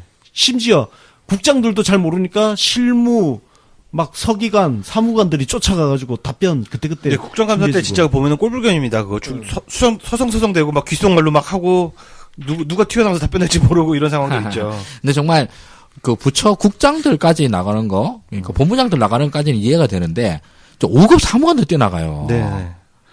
그러면은 진짜 전 부처가 다 빈다는 소린데. 그러니까 리더들을 보고 공부하라는 얘기죠. 이게 엄청나게 날카로운 경고죠. 그러니까. 예, 이건 진짜 무서운 말이야. 그러니까 장관 네가 알아서 해야지 밑에 있는 애들 데리고 나와가지고 면직하고 이럴 생각하지 말라는 소리죠, 진짜. 호랑이 총리입니다. 그다음에 예산안 관련해가지고 이렇게 말씀했어요. 꼭 지켜야 할 예산은 상임위에서건 예결위에서건 지키겠다는 의지를 확실히 해야 지켜집니다. 든든하다, 진짜. 겸손은 좋으나 정책에 대한 신념과 겸손은 별도의 문제입니다. 이야, 이거 진짜 나 이런 분 진짜 원했어. 아니, 이게 말씀들을 들어보니까 다 원칙들이 있는데 더할 것도 없고 뺄 것도 없고 말에 불필요한 수식이 없으니까 메시지가 콕콕 박히잖아요. 그렇죠. 이제 이런 걸 보고 있으면은 야당 놈들이 그 예산 국면에서 쪽지 예산 넣고 하는 거는 이빨도 안 먹히겠구나. 네, 불가능하겠네요. 이런 느낌이 좀 듭니다. 진짜. 그리고 일을 정말 빡세게 하는 게요. 매주 총리하고 장관들하고 국정 현황 점검 조정 회의를 합니다. 매주. 예. 여기 하는데 이 회의가 굉장히 빡센 회의래요. 그러니까 무슨 사건 터지면 예를 들어서 포항 지진 뭐 터졌다. 평창 올림픽 뭐 좀 이제 살려야 된다. 그러면 관계된 장관들 와가지고 스타디를 하고 들어와야 되는 거야. 근데 이건 내가 얘기 들었는데 이낙연 총리하고 같이 일하는 사람들은 정말 현안을 쫙 깨고 들어가지 않으면 들어가서 박살난대요. 이 회의 왜 들어오셨어요? 뭐 이런. 웃으면서 중저음으로 깔린 목소리로. 그러니까 동아일보 그 부장할 때도 그래서 그 기자들이 정말 힘든 부장. 거듭해서 얘기하지만 저희 공무원들이 좀 힘들어 주셔야 국민들이 편안해지니까. 네, 그렇습니다. 자, 그럼 이렇게 훌륭한 책임 총리 이낙연 총리 이야기를 나눠보고 있는데 아까 잠깐 이명박 박근혜 총리 때와 비교를 해봤었는데 그때와 비교를 해보면 우린 정말 지난 9년간 어떤 총리들과 함께 살았던 건가. 막 한숨이 나오네요, 진짜. 네? 그 당시에 총리들은 저는 그 적폐에 이렇게 깊숙이 개입해 있지 못했을 거라고 생각이 들어요. 허수아비니까. 예. 그러니까 그 이명박이나 박근혜나 이 박근혜는 뭐 주로 드라마 보고 뽕 마느라고 많은 일을 못했으니까 총리가 바쁘게 좀 돌아다녔을 거라고 보여지고 이명박 시절에도 온갖 그 비리를 쌓는 동안에 총리는 얼굴마다 그러니까 대독하러 많이 다녔을 것 같아서 이 사람들은 나중에 털어도 그렇게 많이 나오지도 않을 것 같다는 생각도 듭니다. 별반 없다. 네. 뭐 개인적인 비리는 있을지 모르고. 사실 그 이낙연 총리 취임하고 나서 뭐 그 신고리 5, 6호기 공론화 조사위원회 가동하고 결론 내린 것도 있고 그다음에 민주노총 총파업이 있었는데 그것도 큰 그 잡음 없이 어쨌든 정리가 되고 했던 게 있는데요. 이전 정부에서 넘어왔던 갈등들이 싹 정리가 됐어. 그래요? 이거 사실 기사도 잘 안 나고 우리가 네. 잘 몰랐던 건데 제가 이번에 찾아보니까 나오는데 예전에 정부 청사 앞에 그 노숙하는 분들이 되게 많았어요. 천막 쳐놓고 네네. 막 별별 분들이 많았어요. 근데 이게 이전 정부부터 계속 있었거든. 근데 이게 다 자진 해산이 됐어. 어떻게 해산됐냐? 해당 부처 장관들이 직접 찾아가서 대화를 한 거예요. 그분들하고. 총리가 시켜서. 총리가 지시를 한 거야. 그래서 대표적으로 뭐가 있냐면은 전국 공무원 노조. 네, 전공로. 전공로에서 해직자 복직 농성 주장하면서 농성을 했었는데 행정안전부에서 가가지고 실무 접촉하고 네. 대화하고 해가지고 농성 해제 자진 철거했고요. 특히 이제 남북 경협 비대위라는 게 있어요. 이게 이명박근혜 정부 9년 동안 저 강원도 동해안 지역 있죠. 네. 속초, 고성 막 이쪽 지역이 쑥대밭이 돼 버렸어요. 그 지역 경제가 금강산 관광 막히고 막 이러면서 그분들 이제 피해 보상 요구하고 농성 중이었는데 이거 통일부 장관이 직접 찾아갔어. 직접 찾아가서 이분들이 농성을 해제하고 자진 철거를 했어요. 그 다음에 장애인 단체하고 빈곤 단체에서 또 이제 농성을 하고 있었는데 여기는 복지부 장관이 또 직접 찾아갔어. 이게 지금 총리가 이거 어떻게 보면 되게 상식적인 거잖아요. 총리가 장관들한테 명령을 내리면 명령이 먹혀서 작동을 한다는 거 아닙니까? 실세 총리라는 얘기죠. 예. 근데 사실 어떤 장관들이 그 허세 총리면은 그러니까 대독 총리, 의전 총리면은 장관들이 총리 말 들을까요? 안 이거 듣지. 세상이 확실히 바뀌었네. 왜냐면은 저 청와대 수석 비위나 잘 맞추면 되지. 그렇죠. 그리고 장관이 말을 듣는다는 말은 뭐냐 하면 공무원 관료 조직들이 다 여기에 국정 운영에 적극적으로 참여한다는 소리거든요. 근데 사실 이런 공무원들이 합니다. 근데 공무원들에는 그쪽 나름대로의 이 작동 논리들이 있기 때문에 솔직히 말해서 말도 안 되는 얘기가 나오면은 위에서 태업해요. 네, 진짜 안 먹혀요. 안 먹히기로 따지면. 예, 근데 태업하는 게 이게 저 나쁜 새끼들 그러는데 그게 사실은 이것도 국가 권력 분립의 한 요소이기도 하거든요. 네, 맞습니다. 전 예전에 박근혜 시절에 정말 아주 인상 깊게 본 게 있었는데 한국형 유튜브를 만들겠다. 라고 하나 있었어. 예, 그 기억나죠? 기억나. 한국형 유튜브를 만들겠다라고 발표를 했어. 근데 그 기사의 맨 막줄이 뭐냐면 예산으로 3억을 책정했다 이렇게 나와요. 나는 근데 그걸 보고 난 다음에 그게 웃을 일이 아니라 저는 그게 담당 공무원이 목숨 걸고 막은 거라 봐요.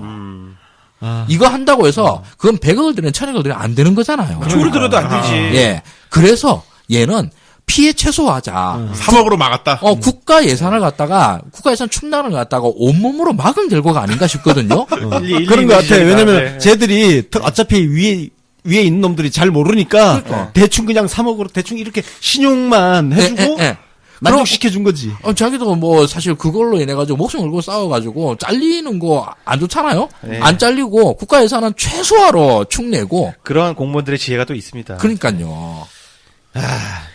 자, 그리고 이게 국무총리실이라는 게요. 국무총리 밑에는 국무조정실장이라는 게 있습니다. 네. 예, 지금 우리 국무조정실장은 홍남기 예전 이분이 기재부인가 산자부인가 거기 대변인도 하셨던 분인데 내가 언론사 부장일 때 같이 밥도 좀 먹고 했었던 분인데 이분이 국무조정실장인데 왜 국무조정실에서 무슨 일을 하느냐? 사회적 갈등 현안이 다 올라와. 그럼 각 부처 간의 이해관계가 다 달라요. 이걸 조정하는 게 국무조정실입니다. 그러니까 국무총리실 가면 우리 사회의 갈등 현안은 다 올라와 있어. 예, 실제로 그렇습니다. 그 중에 벌써 이제 해결한 일들이 있습니다. 네. 대표적인 게 경마장 장외 발매소. 이거 용산 장외 발매소 뉴스 들어본 기억이 있습니까? 네, 있습니다. 예, 이거 시끌시끌 했었어요. 이거 2013년부터 문제였어. 용산 지역 주민들한테 최대 현안입니다, 이게. 지역 최대 현안인데, 이거를 해결을 했어요. 이게 2013년부터 갈등 현안이었는데, 어떻게 해결했냐? 주민들 타협을 한 거죠. 금방 없앨 수는 없으니, 일단은, 요걸 나중에 이전을 하겠다. 이전을 하는데 폐쇄 시기를 17년 그러니까 2017년 말까지 폐쇄를 하고 2021년 1분기까지 이전을 하겠다. 이렇게 조정을 한 거예요. 네. 그러니까 그 전에는 이게 마사회에서 하는 거잖아. 그러니까 마사회 다 연결되어 있으니까 폐쇄하는 것도 안 하고 그냥 주민들이 항의를 하건 말건 뭉개고 왔던 거예요. 뭉개고 왔던 거를 해결을 해버린 거예요. 해결해버렸고. 잘했다. 예. 그러니까. 이 국무조정실이 엄청 중요한 자리예요.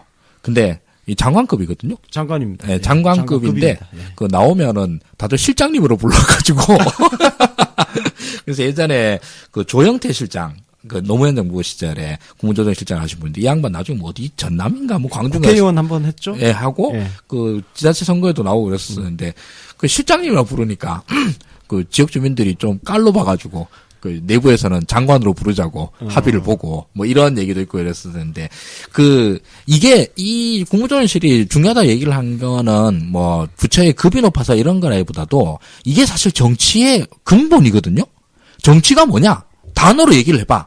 그러면 저는 이제 표현하기를 가치의 권력적 배분이라고 표현을 하는데 그 말은 달리 말하면 갈등 관리예요, 사실 내면은. 그렇습니다.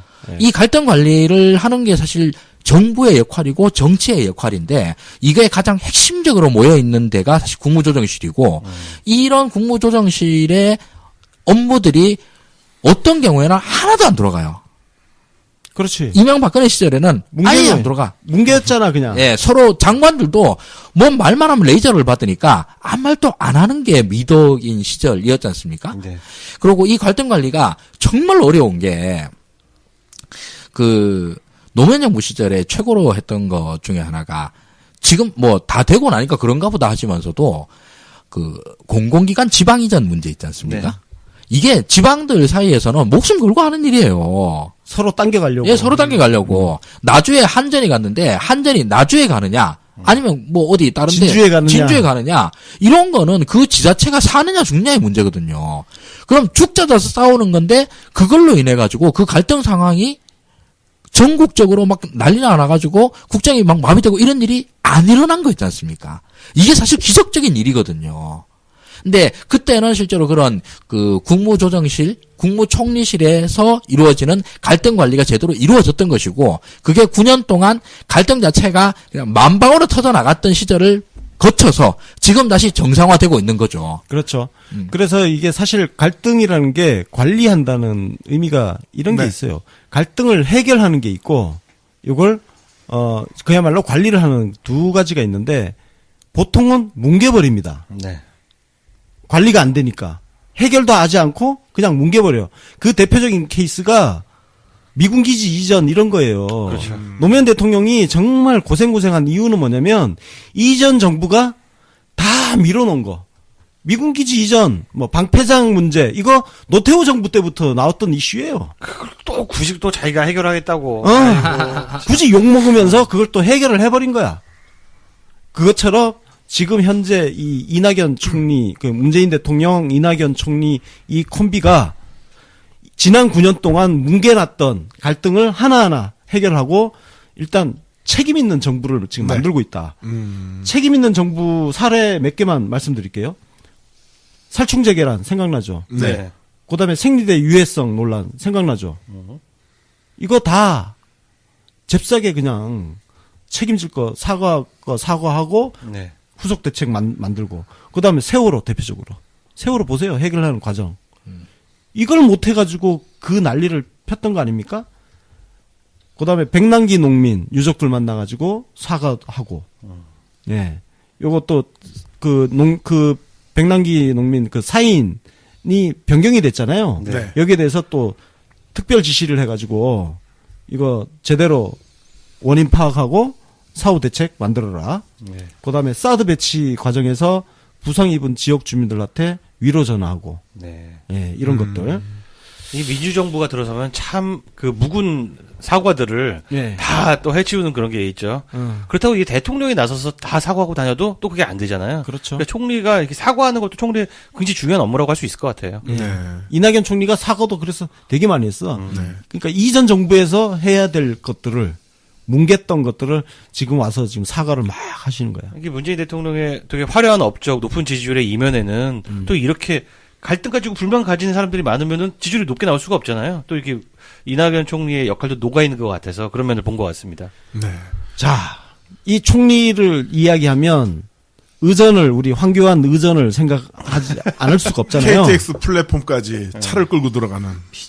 그래서 불필요한 의전, 네. 경호 이거 싹 없애가지고 시민들 불편을 최소화를 했습니다. 이거 몰랐죠? 몰랐는데. 저도 자주 조사하면서 알았어요. 보니까 교통통제 신호기 조작을 원칙적으로 금지시켜 버렸대요. 아, 총리 의전 시에? 예, 총리. 아, 이건 정말. 총리 잘했네. 어디 가는데 예. 그 교통 조작 같은 거 하지 마라. 아유, 그리고 좀 급한 일 있으면 좀 헬기 좀 타고 다니면 되잖아. 그다음에 민생 현장 방문할 때는 미니버스로 이동을 한다.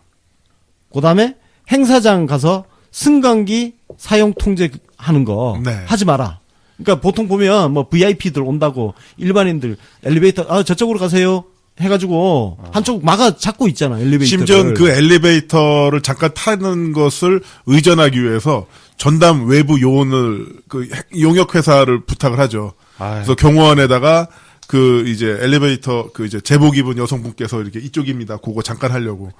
예. 그리고 아까 얘기 나왔던 KTX 탑승 시에는 네. 그냥 객실밖 보조 좌석 탑승하는 걸로. 누가요? 총리가. 아, 이거 좀 왜? 심한 전화도 거 아니에요? 받고 해야 되니까. 이건 좀 심한 거 아니에요? 아, 총리는 그런 거 하지 마세요. 이건 좀 진짜. 심하다. 이러지 마시고 한 칸 다 사시면 되잖아. 아, 그러면 되겠다. 한칸 탔습니다. 그냥 저 관용차 나오잖아. 외계인 차도 없는 티를 내고 그러시나. 아, 근데, 가끔 비행기도 타고 그래요. 예, 저, 지난번 포항 지진 났을 때, 네. 우리 대통령님 전용기가, 두 대가 있나? 뭐 몇 대가 있나 봐요. 그 2호기가 있는데, 빌려줬어요? 2호기를 빌려 타고 포항 공항으로 착륙해서 거기서 신속하게 이동을 했다고 그러더라고요. 총리가 좀 얼굴 좀 된다고 그렇게 너무 저 품위를 잃어버리고 그러시고 그러네. 이거 포항 얘기 나오니까 우리 지금 녹음하는 게 네. 12월 3일 일요일이잖아요. 네. 오늘 일요일에도 이낙연 총리가 포항 지진 피해 피해자. 그 사후 지금 어떻게 지금 돼가는지를 네. 점검하려고 포항을 내려갔다가 오셨다고 합니다. 네, 그 이재민들 만나서도 예. 굉장히 그 겸손하게 예. 그 무릎 꿇고 만나시고 그런 부분도 굉장히 화제가 됐잖아요. 예. 참 대단한 분인 것 같습니다. 상식처럼 느껴지는 세상이 돼가고 이걸 있네요. 지금 네. 제가 최대한 압축을 한 거예요. 이거 자료가 너무 많아. 자, 저기 한때 대선 후보로까지 불렸던 그 정운찬 총리의 무릎 꿇고 사과가 또 생각이 납니다. 정운찬 총리가 무릎 꿇고 사과한 장면이 있었어요. 근데 그 피해자가 그 일본인 피해자였죠. 네, 맞습니다. 네. 그 저기 부산에서 사격장 왔다가 거기서 화재 사고로 돌아가신 일본인들한테 사과하시라고 무릎을 꿇었는데 그때 당시 용산 참사 유가족들한테 대해서는 그렇게 고압적으로 하다가 외국인 피해자가 왔을 때 바로 그렇게 무릎 꿇는 걸 보면서 참 이 나라 정부의 뭐 어떤 그렇게 나쁘다는 게 아니라 피해자니까 당연히 위로하시는 건 당연하지만서도 그 기준이 뭔가 이런 생각을 좀 깊게 들었었죠. 옛날 얘기를 하면 할수록 지금의 어떤 이 당연하고도 이런 것들이 더 대단해 보이고 그렇습니다. 그렇습니다. 이게 우리 문재인 대통령님도 그렇고 이낙연 총리님도 그렇고 이게 우리가 지난 9년을 겪었기 때문에 이분들의 리더십이 얼마나 대단한 건지 그리고 얼마나 소중한지도 예. 알겠어요. 그거를 지금 우리가 생생하게 체험을 지금 하고 있는 과정이 있죠. 그리고 노무현 대통령, 김대중 대통령님, 우리 민주당이 배출한 네. 자랑스러운 두 분의 대통령님도 얼마나 훌륭했는가를 예. 이명박근혜가 사실은 역행보사를 한 거죠. 네. 자, 뭐 좀 자잘한 얘기 몇 개 좀 말씀 더 드릴게요. 네. 네. 이낙연 총리님이 SNS를 직접 하느냐? 어떨 것 같아요? 설마 뭐 가끔 직접 하는 정도? 예. 거기는 따로 관리를 안 하고요. 국무총리실 계정은 따로 있고 총리님 계정은 직접 한대요. 아, 그래요? 그거 예. 쉽지 않은 일인데. 그래서 하루 평균 한 건 정도 주로 이제 새벽이나 어디 이동할 때 그 네. 안에서 한 건 정도 한다고. 나도 이제 직접 해야겠다. 예. 그래서 제가 이낙연 총리님 그 트위터 계정 들어가 보니까 다른 건 몰라도 좋아요 눌러놓은 걸 보니까 그 지지자분들이랄까 그 시민분들이 이낙연 총리 얼굴을 그려서 보내주면은 좋아요를 찍어가지고 자기 보관함에 넣으시더라고요. 아. 예, 그렇게 해서 올려놓고 또 이제 몇몇 유명한 그 문꿀 오소리 분들의 글도 이제 좋아요를 눌러주시는 게 보이네요. 네. 재밌다. 그리고 이분이 기자 출신인데, 야, 이 말은 정말 이 기자들한테 좀 들으라고 제가 소개를 해드릴게요. 정말 개인적으로, 신문은 내 정신의 집이다. 그래서 가장 소중한 자산이다. 그래서 모든 판단을 정확한 사실에서 출발하려는 버릇, 어떤 사안이든 균형 있게 보려는 습성, 잊히거나 무시되기 쉬운 그늘에도 빛을 비추어 보려 하는 생각, 정확하되 야비하지 않게 표현하려는 노력, 바지 뒷주머니에 지금도 취재 수첩을 넣고 다니면서 끊임없이 메모하는 생활, 이게 전부 신문 기자 경험이 남겨준 선물이다. 아, 기자를 계속 했어도 참 좋았을 텐데요. 우리 언론이 대한민국 변했을 기자님들, 예, 우리 이낙연 총리님 좀 본받고 좀 좋은 기사 씁시다, 진짜. 뭐 요즘 어떤 기자분들은 어떤 사안이든 절대 균형 없이 보고 그리고 무시하고 그리고 부정확하며 야비하게 표현하고 절대 취재하지 않고 이런 분들 많잖아요. 노력 취재를 실천하고 노력 취재하고 예. 참. 자, 그다음에 그 이전 정부 장점도 계승을 했습니다. 그래요? 이전 정부. 의외네요. 이전 정부 하면은 이명박근혜 정부가 생각나죠? 네네. 예, 이전 정부. 일말에 잘한 것도 뭐 계승한다는 뜻인가요? 예, 그래서 들어보세요. 대한민국이 민주화된 이래 국방 예산을 가장 많이 늘린 정부는 김대중 정부와 노무현 정부였습니다. 보훈가족 여러분들께 작은 보답이나마 해드리는 쪽으로 국방 예산을 좀 더 많이 썼다는 것은 기록으로 남아 있습니다. 문재인 정부는 네. 바로 그런 역대 정부의 좋았던 정책들을 계승하고 미진했던 정책들은 보완해 갈 것입니다. 네. 이전 정부 딱 하니까 뭐 이명박근혜가 했는데 노무현 대통령. 거기 이제 점프, 네. 스킵. 이명박근혜 정권은 정권으로 안 보는 그런 태도로 보입니다. 네. 마지막으로 소개해드릴 것은 봉화마을 방명록입니다. 네. 여러분들 이거 다 보셨죠? 네. 나라다운 나라로 사람 사는 세상 이루겠습니다. 2017년 10월 19일 당신을 사랑하는 못난 이낙연. 역시 또 한 글자도 뺄 게 없이 참 찡하다. 나라다운 나라로 사람 사는 세상을 이루겠다. 뭉클하네요. 나라다운 나라는 문재인 대통령님이 말씀하시는 거고 사람다운 세상은 노무현 대통령의 말씀이시고 네. 이 두 개를 같이 썼죠. 마지막 문장이 또 킬링 포인트네요. 당신을 사랑하는 못난 이낙연. 못난 이낙연.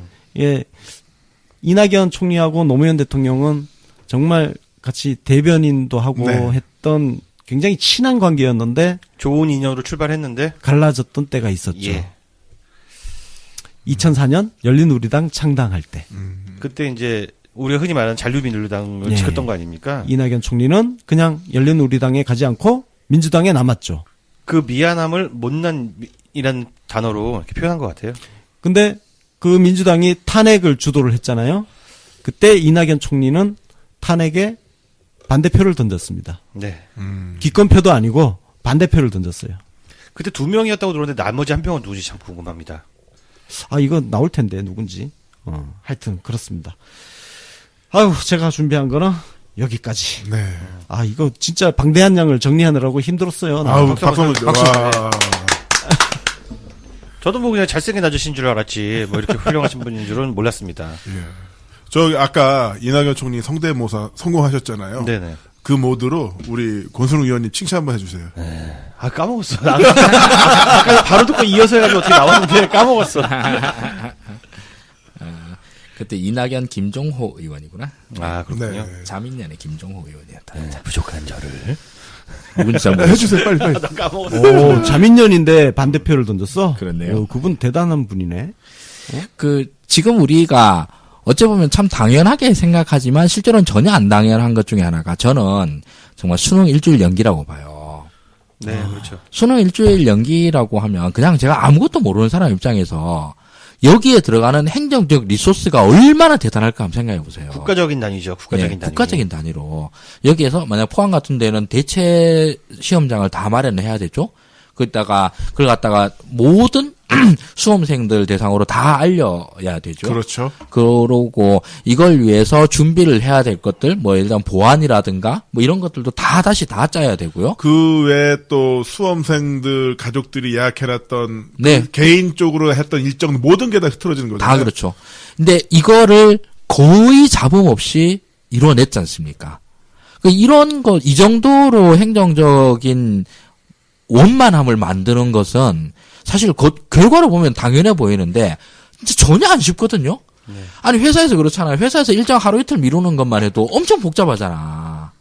근데 이렇게 초대형 국가적인 그 비상사태 관리를 이 정도로 해놨다고 그런 거는 지금 현재 행정부의 역량 자체가 그야말로 정말 끝을 달한다. 그 부분에서 좀 한마디만 언급을 하면은 수능을 연기한다는 발상 자체를 문재인 대통령이 했어요. 그렇죠. 예. 근데 그렇게 마음껏 어떻게 보면 질른 거예요. 질를 수 있는 배경에는 이낙연 같은 총리가 있기 때문이 아닌가라는 생각이 들게 됩니다. 최전방에서 네. 흔히 우리하는 표현으로 하면 몸빵을 할 수 있는 네. 그러면서 실질적 액션을 취할 수 있는 사람이 있으니까. 수비에 자신이 있으니까 스트라이커가 가서 딱 골을 넣는 거 아니겠습니까? 아하. 맞습니다.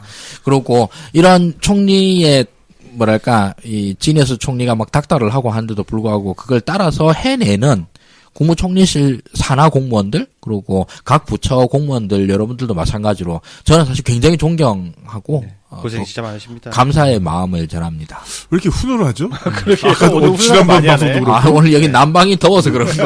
왜 이렇게 훈훈하지? 그러면은 저기 인간 분류를 봤을 때 이낙연 총리는 똑부네요. 똑부. 똑부죠. 네, 예. 똑부형이네요. 똑부 만나면 진짜 피곤한데. 내가 그 스케줄을 일정을 한번 또 봤더니 네. 이분이 주로 쉬어도 토요일 날 쉬는데 거의 안 쉬시네. 한 달에 한 번? 뭐 조금 쉬어야 두 번. 그 밑에 그 공무원들 진짜 힘들 것 같아요. 특히 그 총리를 직접 모시고 있는 네. 비서실은 정말 힘들 것 같아요. 그야말로 갈아 만든 총리실 계속 할리겠죠. 그런데 너무 부지런하게 일을 하시니까. 그 저기 멍부 똑부 멍게 똑게 이거 네. 4분면 있지 않습니까? 네. 그래서 제가 똑부 상사는 네. 멍부 멍게 똑부 똑게 이 부하들을 다루는 그 애티튜드가 똑같습니다. 네 개 다 똑같습니다. 그러니까 네 개 다 조짐. 다 조져. 이 새끼가 멍부건 멍게건 똑부건 똑게건 간에 다 조져요. 똑부는 똑부 상사는. 그러니까 똑부 밑에 있으면 다 똑부에 대해서 굉장히 불만을 갖게 되죠. 하여튼 전남도청 공무원 여러분 축하드려요. 그래서 지금 국무총리실이 사실 이명박근혜 9년 동안 가장 널널한 부서였다는 거야. 일을 안 하니까. 의전이나 잘 챙기면 돼. 네, 식당 예약 뭐. 그랬는데 가장 널널했던 부서에서 가장 빡센 부처가 돼버린 거예요. 전 공무원 조직 다 통틀어서. 예. 그래서 갑자기 그 국무총리실 직원들이 그 공무원들이 이 천지개벽한 변화에 적응하느라고 무진장 힘들다고 그렇다고 합니다. 네, 그러면 이렇게 이낙연 총리님 관련 에피소드는 여기서 정리 좀 해볼까요? 예, 이렇게 정리를 하죠. 아주 훈훈하게. 네. 정말 이 손난로처럼 훈훈하게 끝났습니다. 우리 원래 이런 방송이었나요? 네. 몰랐어요? 몰랐어요. 맨날 빨리 적응해야 돼. 맨날 뭉꿀뭉꿀 하다 이번에 이꿀한 이런. 네. 자, 그럼 집권여당 뭐 파케가 다 그렇죠. 어여파케. 뭐 이 와중에 뭐 이낙연 깔까? 하소연님 먼저. 네. 뭘요? 이낙연 총리 까세요. 사랑해요. 자, 청취자 사연 살펴보겠습니다. 미아님, 요즘 정치 신세계가 최파케예요. 뭔가 아리까리했던 것들 잘 정리해 주셔서 감사합니다. 무슨 말씀이신 줄 아실 듯 생각을 합니다. 저분은 왜 저러지 이런 것들을 잘 정리해 주셔서 너무 고맙고요. 무슨 말인지 감사합니다. 모르겠어요. 네. 전 윤가피님 썩게 좋아합니다. 크크. 감사합니다. 네, 오소리님. 네, 썩은 개그를 한 거죠? 저기요, 오소리님께서는요, 유튜브 공식 채널이 뭔가요? 공식 채널에서 들어야 할 정치 신세계, 다시 할게요. 공식 채널에서 들어야 정치 신세계 구독자 수 늘을 텐데, 여기저기서 방송이 올라와서 공식 채널이 어딘지 헷갈려요 하셨는데, 이거는 제 잘못입니다. 네. 제가 일주일에 한 번씩 업데이트를 해야 되는데, 좀 몰아서 하다 보니까, 사칭하는 네. 계정들한테 좀 밀리고 있는데요. 빨리빨리 올리겠습니다. 사칭 계정 거 들으세요. 그리고 우리 거는 몇 주씩 늦어지기 때문에 사칭 계정 거 들으세요. 얼마나 성실하게 일들을 하시는지. 우리 뭐 유튜브로 수익 얻는 것도 없어요? 순정이라서 저희가 좀 느려요. 네. 자, 그리고 네, 백상현님께서 말씀해 주시는데요. 정알못인데 저 같은 사람이 앞으로 주목해서 지켜봐야 할 정치인이라든지 경계해야 할 정치인이라든지 이런 특집 한번 부탁드립니다. 아하. 네. 좋은 아이디어네요. 근데 저희들도 늘 생각하고 있는데 이게 좀 조심스러운 부분이 있긴 있습니다. 네. 우리 주관이 뭐 너무 들어갈 수밖에 없는 거고 우리가 뭐 잘못하면 또 나중에 망신상할 일도 있을 것 같고 또 뭐 그런데 필요할 때는 할 겁니다. 우리 선거에서 우리 편 단독 후보가 되면 그냥 뭐 누군지 상관없이 그냥 무조건 피해 다 실드. 네, 피해 실드 무조건 주목해서 지켜봐야 할 정치인이고 뭐 그렇습니다. 네. 인이사랑 연이사랑님 또 의견 주셨는데요. 문꿀들은 내년 지방선거 어떻게 대비해야 할까요? 부지런하다 진짜. 일단 왜 이렇게 서둘러? 네, 꼭 투표하십시오. 네. 지역별로 분석해 주시면 안 될까요? 방송 너무 잘 듣고 있습니다. 과메기도 주문했어요. 윤가피 짱, 알러뷰 윤가피 제일 천재야. 이렇게 말씀해 주셨습니다. 지역별로 분석해 주실 거죠? 없는 것도 막 하네. 아 그러니까 윤가피 짱 한번 나한테는 보이는데? 착한 사람한테 보이나 봐. 지역별로 잘 분석해 주실 거죠? 예, 그렇지 않아도 지역별 분석이 본격적으로 시작됩니다. 화수, 목, 금, 그리고 12월 지금 3일이죠? 12월 5일부터 네. 릴레이로 아주 전국을 다 분석을 해드리겠습니다. 현역 국회의원님들이 나옵니다. 오. 네. 그런 분석은 저희 정치 신세계 아니면 볼 수 없는 네. 거의 킬링 컨텐츠 아닙니까? 그렇습니다. 네. 맞습니다. 다른 데도 다 하긴 하겠지만 우리 퀄리티를 따라오지 못할 겁니다. 자, 이렇게 청취자들의 그 리퀘스트, 요망에 바로바로 부응하는 방송, 바로 정치 신세계가 되겠습니다. 자, 지금까지 청취해주신 여러분 정말 고맙습니다. 저는 정치 신세계 앵커를 맡았던 김남문이었고요. 하승주, 권순욱, 윤가피였습니다. 고맙습니다. 있겠습니까? KBS나 MBC에서 불공정한 보도를 한 거 혹시 기억나시거나 본 게 있습니까? 잘 안 봅니다. 꽤 오래전부터 좀 더 공정한 채널을 보고 있습니다. 야당 대표, 야당 의원들을 만나면서 정부의 정책을 구체적으로 설명하고 협력을 구하는 것이 저는 진정한 협치의 기본 자세다 이런 말씀을 드리고 싶습니다. 네. 그런데 잘 아실 겁니다. 제가 모시고 싶고 대화하고 싶어도 그것이 번번이 무산된 일이 여러 차례 있습니다. 굉장히 아쉽게 생각합니다. 네, 이렇게 들어봤는데 이 영상의 킬 포인트는 하나 더 있어요. 영상으로 보시면은 이낙연 총리의 이 대답에 상대 야당 의원들이 고개를 끄덕거려요. 순간 헷갈린 것 같아요. 순간을 같아요. 그리고 갑자기 말문이 막혀서 벙 쪄 있는 이걸 어떻게 대받아칠 수도 없고 네. 무슨 말을 해야 될지 모르는 그런 상황들. 진짜 어마어마한 드립들인데요. 네. 이런 드립이 어디서 나오냐면은 내재적 관점이라고 표현을 많이 하잖아요. 그러니까 듣는 사람 관점에서 충분히 녹이는 거잖아요. 네. 이게 뭐냐면은 연쇄 속도가 엄청 빠른 거예요. 사실은 다 즉문즉답으로 1초의 딜레이 없이 대답을 하는데 이미 내 입장 나오고 전체적인 그림 나오고 상대방이 가장 아플 지점을 찾고 그거를 매우 부드럽고 불쾌하지 않은 방식으로 표현을 하는데 두뇌 회전이 엄청나게 빠른 겁니다. 단순히 웃긴 게 아니라는 거죠. 머리가 그렇죠. 엄청 좋은 엄청 거야. 좋은 겁니다, 이게. 천재야 천재. 네. 그러니까 이 격투기에서도 복싱 같은 걸 타격을 할 때 셋업이라고 해서 그냥 주먹을 날리는 게 아니라 왼발 오른발 레그킥, 로우킥을 찬 상태에서 가드를 내려오고 하고 그 다음에 주먹이 날아가는데요. 지금 이 상황에서도 보면은 상대 야당 의원이 가장 듣기 싫어한 말 하지만 기분 안 나쁘게 그리고 핵심을 되돌려주는 그리고 전혀 반론을 허용하지 않는 그렇죠. 꼬투리 잡히지 않는 그러니까 고개를 끄덕끄덕거려요. 영상 보면 고개 끄덕끄덕거리고 있어요. 그 답변 하나 하는데 최소한 7, 8가지 포석이 다 깔려 있는 거예요. 네. 엄청납니다. 완전체입니다. 그쪽에서 공격해온 언어를 그대로 대받아쳐. 맞습니다. 미러링 방식을 쓰고 있죠. 그러니까 말을 못해 거기서 어버버 해버리는 거야. 그 우리가 알고 있는 토론의 달인이라고 말하는 사람이 매우 많잖아요. 근데 토론의 달인들이 우리가 생각하는 사람이 먼저 이제 김대중 대통령도 있고요. 그리고 이제 노무현 대통령도 있고 네. 유시민 작가도 있잖아요. 다 매우 잘하지만 100% 이기는 토론은 없어요, 사실은. 그렇지. 타율이 좋은 거지. 80%, 70%의 제압을 하는 건데 이낙연 총리가 만약에 TV 토론에 나가서 사람들하고 붙는다면 과연 이 사람을 당할 사람이 누굴까 하는 생각이 듭니다. 자, 우리 하승주 소장님께서 네. 이낙연 총리의 뭐 SNS에서 그냥 드립처럼 워낙 또 재밌으니까 우리 네네. 편이고 그러니까 재밌으니까 드립이라고 이야기를 하는데 이 드립에 대해서 비평을 하시자면 저는 이걸 보면서 한 가지 장면이 생각이 났는데 노무현 대통령이 김정일 위원장이랑 같이 남북 정상회담을 할 때 회담이 엄청 잘 됐잖아요. 그래서 김정일이 노무현 대통령에게 우리 분위기도 좋으니까 하룻밤 더 자고 가시죠. 이렇게 얘기하면 이게 정말 그 말을 들은 순간에 제가 만약 그 상황이었다면 진짜 생각이 복잡할 것 같거든요. 그러겠죠. 김정일 말 먹고 난 다음에 그럽시다 하룻밤 더 자고 가지 이렇게 얘기하면 저런 경솔한 사람이라고 얘기가 될 것 같고 면전에서 그래 집 가야죠 이렇게 얘기를 하면 김정일 위원장 앞에서 이까지 분위기 좋게 만들어놨는 것 같다가 엉망으로 만들어 버릴 것 같고 자, 여기서 뭐라고 대답을 해야 되냐. 저 같으면 진짜 말문이 턱 막혔을 것 같거든요. 그때 노무현 대통령이 했던 진짜 기가 막힌 답변이 있어요. 큰 일은 제가 결정하지만 아, 맞다. 작은 일은 저 혼자 결정하지 못합니다.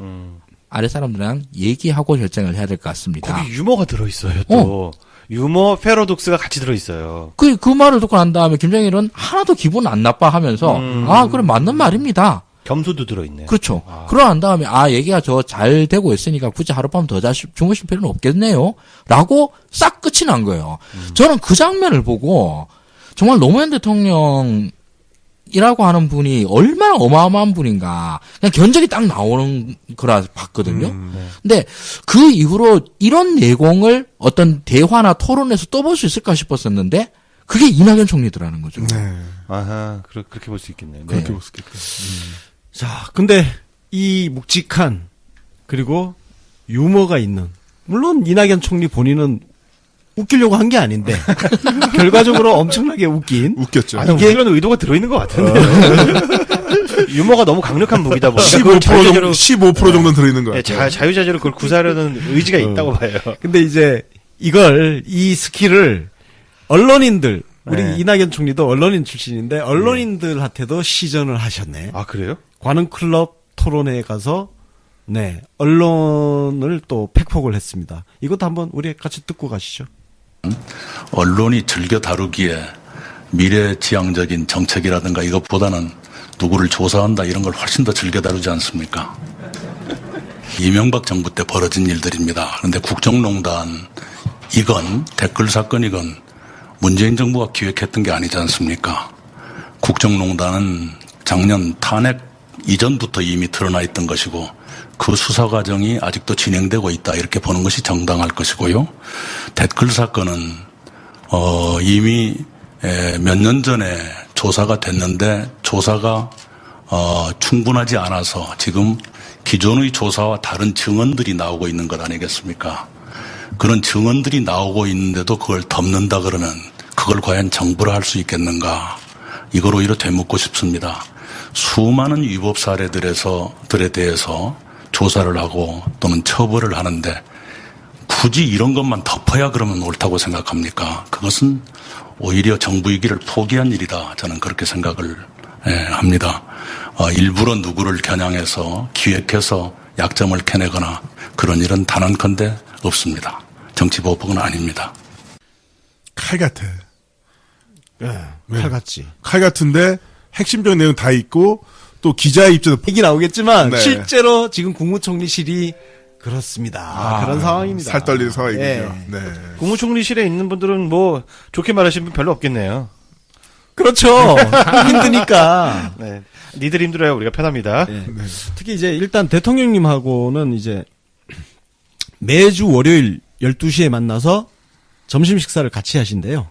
진짜요? 예, 매주 빠뜨리지 않고 점심 식사 같이 하면서 근데 처음 딱 만났을 때 우리 문재인 대통령께서 이 회동 이름이 주례 회동이에요. 네. 회동인데 이거를 주례 보고예요. 주례 보고. 주례 보고. 주례 보고를 주례 회동으로 바꿔라. 그러니까 총리가 대통령에 보고한 게 아니라 일종의 그 동반자 파트너로서 그렇습니다. 회동한다. 예. 그러니까 그동안은 이제 국무총리가 대통령님한테 보고하러 간 자리야. 근데 이거를 회동으로 바꿔라. 그러니까 두 분이서 국정을 이렇게 서로 의논하는 네. 단어가 그죠? 중요합니다. 예. 어떻게 이름을 붙이는 게 중요한데 보통 이렇게 점심 식사하면 한 7개 정도를 다룬대요. 그 첫 번째 안건이 그 7개 정도 안건을 다루는데 첫 번째 안건은 주로 이제 지난 한 주 어떤 쟁점이 있었고 특히 언론하고 여론 동향이 어떤지를 네. 쭉 하고 그래서 앞으로 이제 예상되는 이슈는 어떤 게 있다. 그러면 거기에 대해서 어떻게 우리가 대체할 것인지를 이렇게 논의를 한답니다. 어쩐지 문재인 대통령이 보면은 그 민심에 되게 예민한 모습을 많이 보여주는데요. 그렇죠. 사실 여론이라는 게 되게 손에 잡히는 얘기가 아니에요. 네. 그래서 여론이 어떤지 저쩐지 다들 말은 많지만 구체적으로 말할 수 있는 건 없는 거거든요. 근데 우리는 SNS를 많이 하잖아요. 대통령에게 보고되는 여론 중에 SNS 여론이 압도적으로 많이 갈 수밖에 없다는 거. 네. 왜냐면 여론을 찾아내려면 검색도 해야 되고 버즈 분석도 해야 되잖아요. 그래서 이거를 이낙연 총리가 월화수목금 요일별로 어떤 이슈가 있고 네. 그리고 그 이슈에 대해서는 어떤 비판이 제기될 수 있다까지 네. 보고를 이렇게 말씀을 딱 하면 거기에 맞춰서 준비를 하는 거죠. 이 문장만 보면은 되게 별거 아닌 것처럼 보이는데 딱 이 문장을 보니까 정말 총리실을 갈아서 이걸 만들겠다는 느낌이 딱 옵니다. 그러니까 총리실이 얼마나 힘들겠어. 이거 진짜 고생하겠는데요? 와 이슈를 다 분석을 해야 될 거 아니야. 아이고. 그리고 어떤 비판이 나올지 미리 예상을 시뮬레이션을 해가지고 거기에 또 어떻게 우리가 대처를 할 것인지 대책까지 다 세워서 보고를. 그 요약하는 것만 해도 엄청난 일인데요. 그야말로 갈아 만든 총리실이 네, 되겠네요. 그러네요. 그리고 예. 되게 질 좋은 보고를 대통령께서 받고 계시네요. 보통 이게 첫 번째 이슈를 이렇게 하고 네. 나머지 한 6가지 안건은 제가 이걸 하려고 합니다. 그러면 대통령께서는 네 그렇게 하십시오. 그러니까 나머지 6개는 사실상 국무총리 그냥 알아서 하시라. 당신이 네. 알아서 하는 거야. 1번 현안만 첫 번째 현안만 서로 의견 교환하면서 아하. 이렇게 조율하는 그런 식으로 호흡을 맞춰 나가고 있다고 합니다. 네. 이렇게 보고는 보고죠. 보고를 드리는데 회동을 통해서 그러면은 그 문재인 대통령도 굉장히 적극적으로 여기에 뭐 화답 반응을 하시겠죠? 네, 그렇습니다. 그 하나하나에 대해서 계속 질문도 하고 네. 총리가 답변도 하고 하면서 서로의 생각을 공유도 하고 맞춰가고 그러니까 국정 현안에 있어서 대통령과 국무총리가 두 분이 쫙 꿰고 있는 거예요. 같이 꿰고 있는 거예요. 아, 정말 약간 그 연성이라고도 하는데 그 뭐랄까 이낙연 총리님도 되게 멋있지만 문재인 대통령 당연히 멋있잖아요. 이 두 분이 서로 마주보고 상태에서 이 굵직한 음성으로 이낙연 총리가 이런 걸 하려고 합니다. 그럼 막 이런 거 하세요. 서로 주고받는 생각을 해보면은 되게 멋진 그림인 것 같아요. 그러니까 우리가 그 뉴스룸 같은 미드를 더 이상 부러워하지 않게 된 네. 게 바로 이런 상황들 아니겠습니까? 그 역대 웨스트 대통령 윙이라든가? 중에서 아마 그 가장 머리 좋은 대통령 넘버1이 문재인 대통령일 것 같은데 역대 국무총리 중에서 가장 머리 좋은 총리 이낙연 총리가 두 분이서 얘기를 하시면 정말 지니어스들의 대화가 될 것 같아요. 네, 예, 그러게요. 그리고 또 네. 비주얼도 훌륭하잖아요. 그 비주얼까지. 그러게. 그러니까 사실 지금 언론들이 비판하는 거 보면 어거지 비판이 너무 많잖아. 이게 네. 뭐냐면 대통령하고 국무총리가 이렇게 매주 만나서 이야기하고 대비를 미리 다 해버리니까 비판할 구석이 사실 별로 없으니까 그냥 어거지 비판이 나오는 거지. 그렇겠네요. 여기서 잠깐 옛날 얘기 잠깐 하고 넘어가야 될까요? 그 이명박 정부 초대 국무총리 누군지 혹시 기억나십니까? 9년 전이라. 야, 기억 잘 안 나죠? 네. 근데 꽤 유명한 사람인데 들으면 걔구나. 한승수. 한승수. 한승수 총리였었는데 그때 한승수 총리 되고 난 다음에 야권 일각에서 나온 말, 그러니까 당시 민주당 쪽에서 나온 말이 다음 정권은 우리가 잡겠구나. 근데 실패했어요. 근데 총리 하는 걸 보고 한승수 총리의 캐릭터가 세상에 되는 것도 없고 안 되는 것도 없고 물에 물 타고 술에 술 타고 이런 류의 캐릭터라는 거죠. 그래서 사실 그때서부터 이명박 정부의 실패를 예감했다 그러는데 그때 한승수 총리가 자기를 뭐라고 마케팅했는지 혹시 기억나세요? 글쎄요. 몰라. 기억 안 나죠? 별걸 다 기억하고 있네. 예. 그때 한승수 총리가 자기를 자원개발 총리라고 했었어요. 나는 자원개발에 주력하겠다. 그리고 우리 그 자원개발 한번 털자. 완전 적폐네요. 그러고 나머지 일은 자기는 그것만 하고 나머지 일은 이명박 대통령이 다 알아서 하실 거다. 이렇게 얘기를 했어요. 제가 그걸 보고 그때까지만 해도 자원개발에 대한 이미지가 안 나빴어요. 꽤 좋았어요. 자원개발 해야지. 그러고 그때 뭐 석유값이 배럴당 150불 넘어가고 막 이랬던 시절입니다. 근데 그때 제가 좀 골때렸다 생각했던 게 뭐냐면 자원개발 업무라고 하는 게 정부 일에서 어떤 의미를 가지는가예요. 보통 자원개발은 산업자원부에서 관할을 합니다. 근데 산업자원부 중에서 산업부와 나뉘고 자원부가 나뉘잖아요. 그 자원부 관할이에요. 근데 자원부 관할인데 자원부는 그중에서 크게 3개로 나뉘거든요. 그러니까 기존 에너지를 개발하는 게 있고 신재생 에너지를 만드는 게 있고 그다음에 에너지를 절약하는 게 있어요. 자기는 무슨 계획을 세우고 사는 사람이 아니다. 하루하루 최선을 다하는 사람이다. 그래서 인생이 뭐 자기 뜻대로 되냐. 그냥 하루하루 최선을 다하다 보니까 자기가 여기까지 왔다. 좀 긍정적인 세계관을 갖고 계신 분 같아요. 네, 그렇습니다. 그래서 그 젊은 시절에 뭐 자기가 그렇게 살았던 것도 자기 인생의 축복 아니냐. 그렇게 긍정적으로. 네. 예. 그 권순욱 위원님이 정리해 주신 자료 보면은 이낙연 총리가 그런 말씀하시면서 또 어떻게 이야기를 했냐면은 제 인생의 상당 부분은 우연과 행운입니다. 신공이라 표현했던데 저는 그렇게 용의주도한 사람이 아닙니다. 근데 일정 부분 자기 삶에서 성과를 이룬 사람이 내 인생은 그 우연과 행운 때문에 이루어진 겁니다. 대부분 이렇게 이야기하는 게 쉽지가 않거든요. 겸양의 표현이죠. 네, 겸양의 표현이기도 하고 일정 부분 성과를 이룬 사람들은 계속 자기가 얼마만큼 노력했는지 자기가 얼마만큼 역경을 뚫고 나왔는지 계속 이야기를 하잖아요. 네. 그래서 요즘 그런 사람들이 욕을 먹고 있잖아요. 와, 야, 열심히 살면 돼. 뭐 이런 그렇죠. 헛소리 떠드니까. 그 지금 우리 청년들이 열심히 안 살아서 지금 뭐 힘든 거야? 그러니까. 다 나름대로 열심히 사는데 안 되는 게 있잖아요. 그러니까 내가 지금 잘 되고 있다면 그건 정말 뭔가 축복, 우연과 행운, 축복이 있다고. 근데 그렇게 본인 스스로 그렇게 정말 인식하고 말을 한다는 거는 쉬운 일은 아니죠. 쉬운 일은 아니죠. 굉장한 자기 객관화가 필요한 거죠. 이낙연 총리는 특히 그 어머니한테 되게 감사한 마음을 갖고 계시더라고요. 요거는 뭐 이미 좀 몇몇 분들은 트위터 통해서 이게 돌더라고요. 이게 서울대 총동창신문 인터뷰에 나온 내용인데요. 네. 어머니라는 직업이 지혜로운 직업이다. 소녀가 엄마가 되는 게 감동적인 변화, 엄청난 변화 아니냐. 근데 남자는 그 경험을 못하기 때문에 죽을 때까지 철이 없는 거다. 이거 남혐입니까? 매우 공감하고 있습니다. 예. 그래서 그 어머니가 굉장히 유머 감각이 있고 매사를 긍정적으로 사신대요. 그리고 무언가에 몰입하는 거, 그다음에 곱슬머리, 우리 이낙연 총리 곱슬머리잖아. 네, 그렇죠. 예. 그까지 전부 어머니를 닮았다고. 그래서 어머니한테 너무 감사하다고.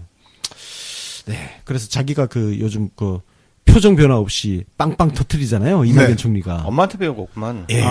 그게 어머니한테 물려받은 거라고. 네. 예. 그 인터뷰라든가 그 토론회 갔을 때 그 상대방이 굉장히 공격을 하는데 자기는 가만히 있으면서 조곤조곤 이야기하는데 팩트 폭격을 하는 이런 것들이 이제 어머님부터 물려받은 유머 감각. 네, 그런 것 같아요. 그 여기 자료 보니까 그런 내용도 있네요.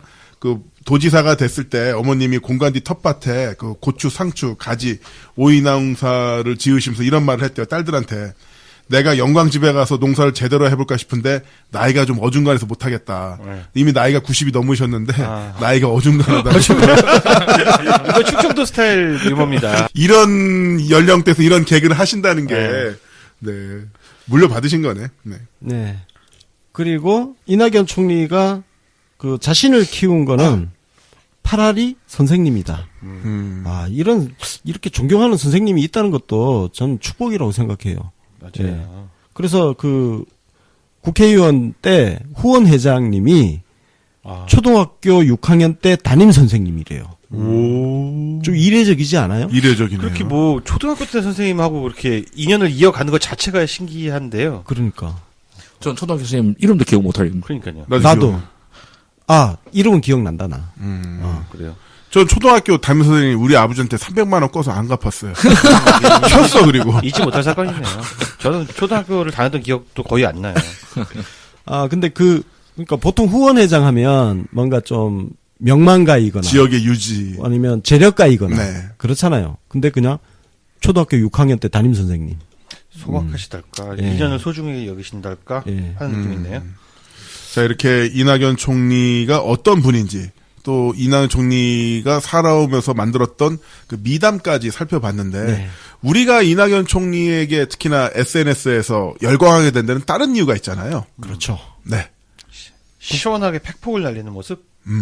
국회에서 대정부 질문에서 진짜 표정 하나 안 바뀌면서 팩트 폭격을 좀 잔인하게 했죠? 네. 그 팩트 폭격을 날리면서도 상대방 비위를 안 긁게 상대방으로 해보니까 최소한의 꼬투리 바지 안 잡히는 상대방으로 화를 낼 수 없게 만드는 최적의 팩트 폭격을 보여주고 뭐라고 말을 못하고 네. 그냥 벙쪄 있다가 그냥 내려가잖아. 네.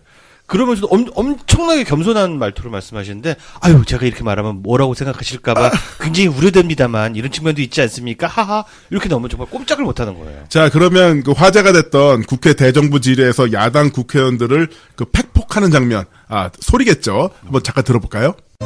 오죽하면 트럼프 대통령이 아베 총리와 통화하면서 한국이 대북대화 국을 하는 거지 같다는 그런 기사가 나왔겠습니다. 김성태 의원님이 한국 대통령보다 일본 총리를 더 신뢰하고 있다고 생각하지는 않습니다.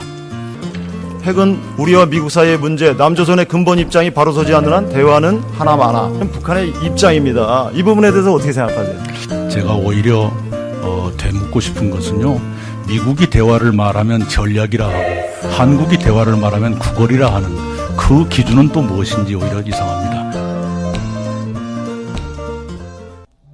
우리나라는 한국은 삼권 분립 국가가 아닙니다.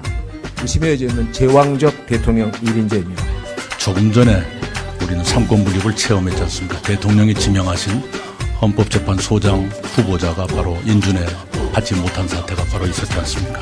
삼권 분립은 살아있다고 생각합니다. 문재인 정권이야말로 최순실 국정농단의 가장 큰 수혜자입니다. 최순실 국정농단에 큰 짐을 떠안은 것을 저희들도 불행으로 생각합니다. 어떻게 수혜자일 수가 안녕하세요. 시민의 목소리를 증폭하는 고품격 고음질 고출력 스피커 정치 신세계. 저는 프로레슬러이자 앵커를 맡고 있는 김남은입니다. 안녕하세요. 삥삥. 귀엽다. 아유, 그다음 내가 해야 되잖아. 동부가 정치경제연구소 하승주입니다. 뿌잉뿌잉 왜 해야죠? 네. 뿌잉뿌잉. BBC 보도부문 대표 권순욱 기자입니다. 뽀잉뽀잉. 형은 안 되겠다 진짜 미쳐버릴 것 같다 내가. 네, 제가 무슨 연구소가? 동아시아 따봉 연구소 소장 유갑입니다. 뿌잉뿌잉. 우리 다시니까 하지 말자. 다른 사람 다 괜찮아요. 순욱이 형이 문제야. 왜냐면 순욱이 형은 제스처를 같이 하거든. 제스처를 왜 해요? 왜 해요, 진짜? 카메라도 없는데. 보는 사람도 없는데. 자, 그럼. 완전 망했어, 씨. 오늘 주제로 넘어가 볼게요. 자, 권순욱 대표님. 네. 오늘은 이낙연 국무총리 특집입니다. 이낙연 국무총리 특집. 예. 낙연 하면 이낙연이죠. 아니 취임 이제 6개월 네. 됐는데 6개월을 맞이하여 특집을 준비했고요. 그동안 언론 보도도 있었습니다만 언론이 또 그렇게 또 잘 써주진 않잖아요. 그렇죠. 네. 왜? 문재인 대통령하고 호흡을 척척 맞춰서 하고 있으니까 잘 써줄 리가 없지. 네. 예. 그래서 제가 자료 조사도 열심히 하고 공부를 많이 했습니다. 사실 저희 정치신세가 멤버분들이 단톡방이 있는데 우리 권순육 논설위원님께서 계속 이낙연 총리 특집을 해야 된다면서 본인이 원노트에다 막 자료를 집어넣으시는데 나중에 보니까 자료가 A4 용지로 한 5장, 6장이 넘어가더라고요. 예, 그거 다 모으신 거죠, 다. 예, 다 모은 겁니다. 다 집대성. 예, 집대성을 했죠. 기대를 해보겠습니다. 그러면 일단 이낙연 총리가 어떤 분인지 살아온 어떤 삶의 궤적을 살짝 살펴보는 것도 좋을 것 같아요. 제가 한 가지는 알고 있습니다. 1975년 서울대 법대를 졸업하셨습니다. 우리 문재인 대통령님하고 한 달 차이예요. 뭐가요? 생년월일이. 아, 그래요? 네. 누가 형이에요? 이낙연 총리가 한 달 형입니다. 중요한 게 아니고 친구. 서울대 법대를 졸업했는데 집안이 가난했어요. 예, 참 이런 스토리 이제는 참 많죠. 그 시대 다 가난했으니까 네. 그런 건데. 그래서 그 대학 당시에 키가 177인데 체중이 50kg 아래쪽이었대. 거의 해골. 그냥 겉보기에 딱 보면 영양실조 걸린 사람. 네. 그냥 뼈만 앙상한 시신 같은 그런 본인 스스로 그렇게 네. 표현을 했어요. 그래서 사법시험을 원래 준비를 하고 싶었는데 당장 끼니 해결도 잘 안 되는 형편에 동생들도 있고 해서 돈을 벌어야겠다 해서 신탁은행에 들어갔어요. 취업을 했는데 이게 신탁은행이 뭐냐 이렇게 설명을 해야 되는데 설명하기가 되게 어렵더래. 사람들이 잘 몰라. 신탁은행 어렵죠. 그런 게 있잖아. 우리 대학 졸업하고 취직하면은 너 어디 다니냐 하면 삼성 다녀요 이러면 금방 가자. 그래 하는데 어디 잘 모르는데 다니면 거기가 그래? 뭐야? 힘내. 제가 그 상황입니다. 동부가 정치경제연구소 소장이라고 그러면 그게 뭐야? 정말로 외부한테 그렇게 얘기하시는 거예요? 그럼요. 일반인한테 그런 얘기 하지 명함도 마세요. 있어. 면 타고 다녀. 네. 예. 설명이 좀 복잡해요. 예. 하여튼 그래서 누구나 알아듣는 직장으로 가야겠다 해서 들어간 게 동아일보입니다. 79년에 입사를 했어요. 그러니까 75년에 졸업해서 79년에 입사했으니까 그 사이는 신탁은행에 네. 다녔던 기간입니다. 그래서 동아일보에서 21년 동안 다녔고 2000년 16대 총선 때 김대중 대통령이 고향 쪽에 한번 출마해라 해가지고 한평 영광 지역구에 공천을 받아서 정계 입문했고 16대부터 17, 18, 19까지 4선 국회의원을 했습니다. 그래서 기자 출신이고 말도 잘해서 새천년 민주당 대변인을 2번 역임했고 2002년 노무현 대통령 밑에서 대통령님 취임사 작성도 했습니다. 아, 취임사 작성. 네, 그렇습니다.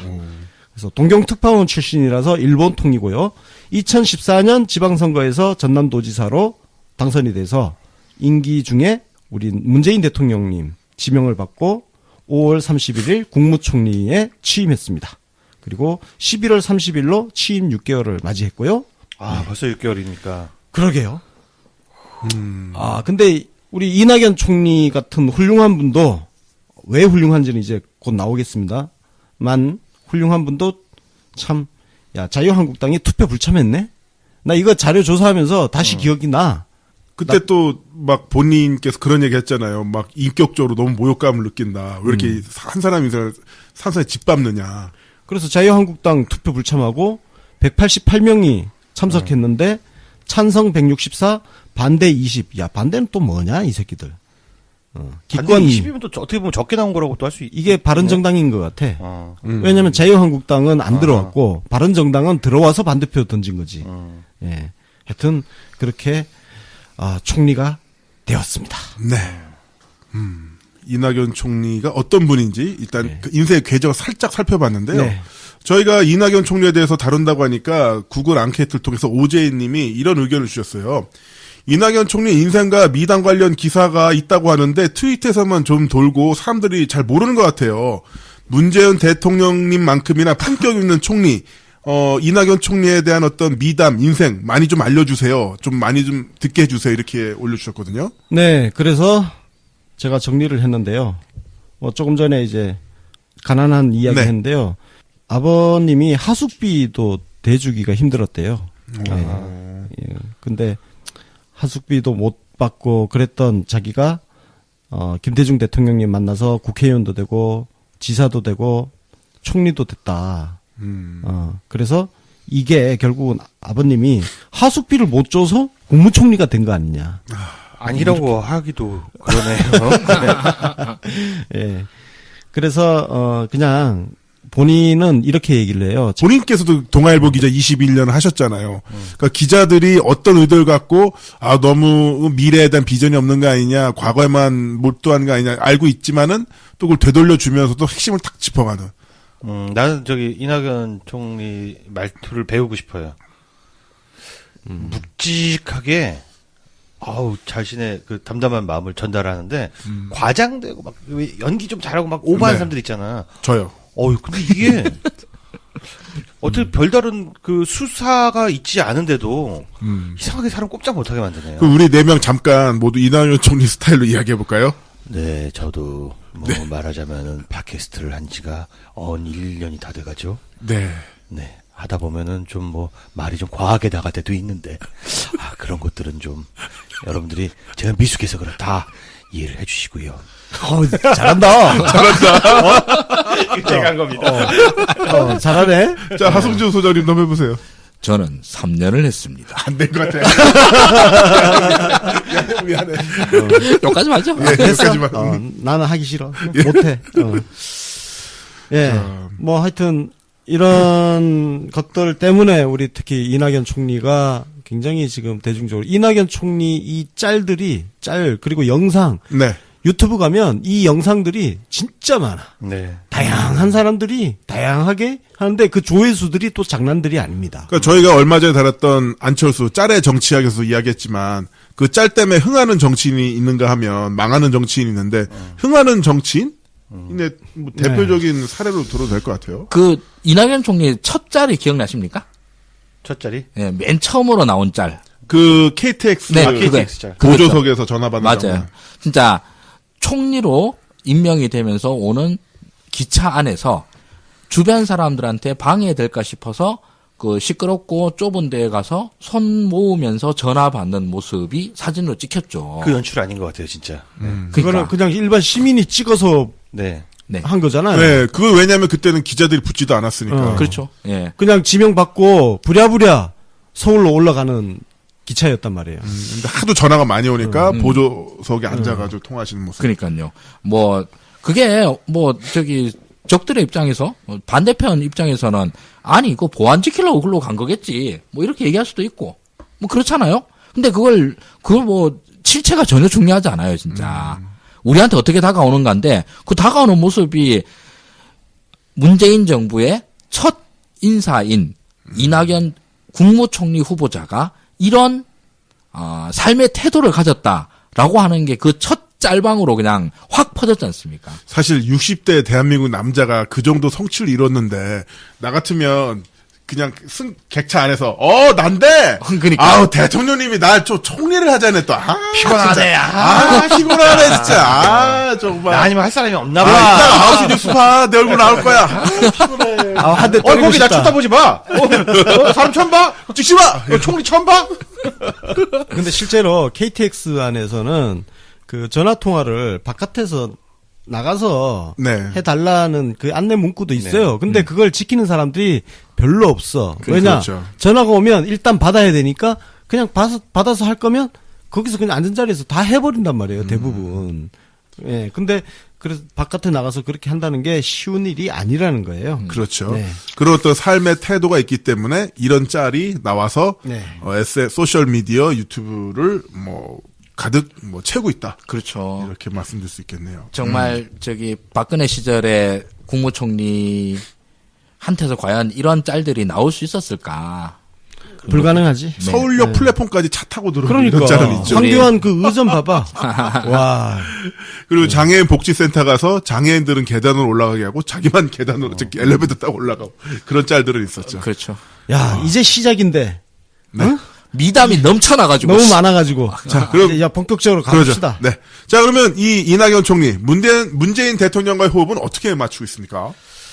네. 이거는 취임사를 보면 되는데요. 여러분들 취임사 읽어보신 분들은 별로 없을 겁니다. 저는 그래서 이번에 읽어봤습니다. 읽어봤는데 너무나 주옥 같은 내용이 많아가지고 핵심만 딱 4줄을 발췌를 했어요. 여기서 이낙연 총리가 강조한 말이 있습니다. 나라다운 나라, 정부다운 정부를 만들어야 된다. 그러려면 내각다운 내각이라야 한다. 내각다운 내각은 어떻게 해야 되냐? 유능해야 된다. 오, 이분이 유능함을 되게 좋아합니다. 네. 그래서 유능하지 않으면 이낙연 총리 밑에서 일하기가 힘들어요. 그다음에 소통해야 된다. 그리고 통합해야 된다. 요 3가지 키워드를 이야기를 했고요. 어떤 일을 할 거냐? 과거의 과오를 청산하고 현재의 문제를 해결하며 미래의 과제에 대비하는 이 일에 모두 유능해야 된다. 아우, 미문이네요, 미문. 와. 네. 그러니까 적폐청산도 잘해야 되고 유능하게 잘해야 되고 현안도 잘 풀어야 돼요. 현안도 그리고 미래 대비도 잘해야 된다. 그 뭐 키워드는 완벽하지. 유능, 소통, 통합이다. 네, 그렇습니다. 그럼 이렇게 유능을 강조하는 이낙연 총리인데 실제 업무에서도 그런 부분들이 보이고 있나요? 그렇죠. 총리가 이미 요거는 조금 알려지고 있는데 이분이 서울대 법대 출신이잖아요. 네. 그리고 진짜 머리 회전이 빨라. 그리고 너무 아는 게 많고 본인이 대변인 출신이라서 말도 잘해. 그다음에 기자 출신이라서 문장력도 탁월해. 이분이 그 데스크 할 때 수사가 많은 형용사, 부사 네. 이런 많은 거를 되게 싫어했대요. 그런 문장. 건조한 문장을 좋아하고. 그러니까 밑에서 일하는 사람들이 너무 힘든 거야. 그래서 이분이 총리 지명되고 나서 전남 노청 직원들이 되게 좋아했대요.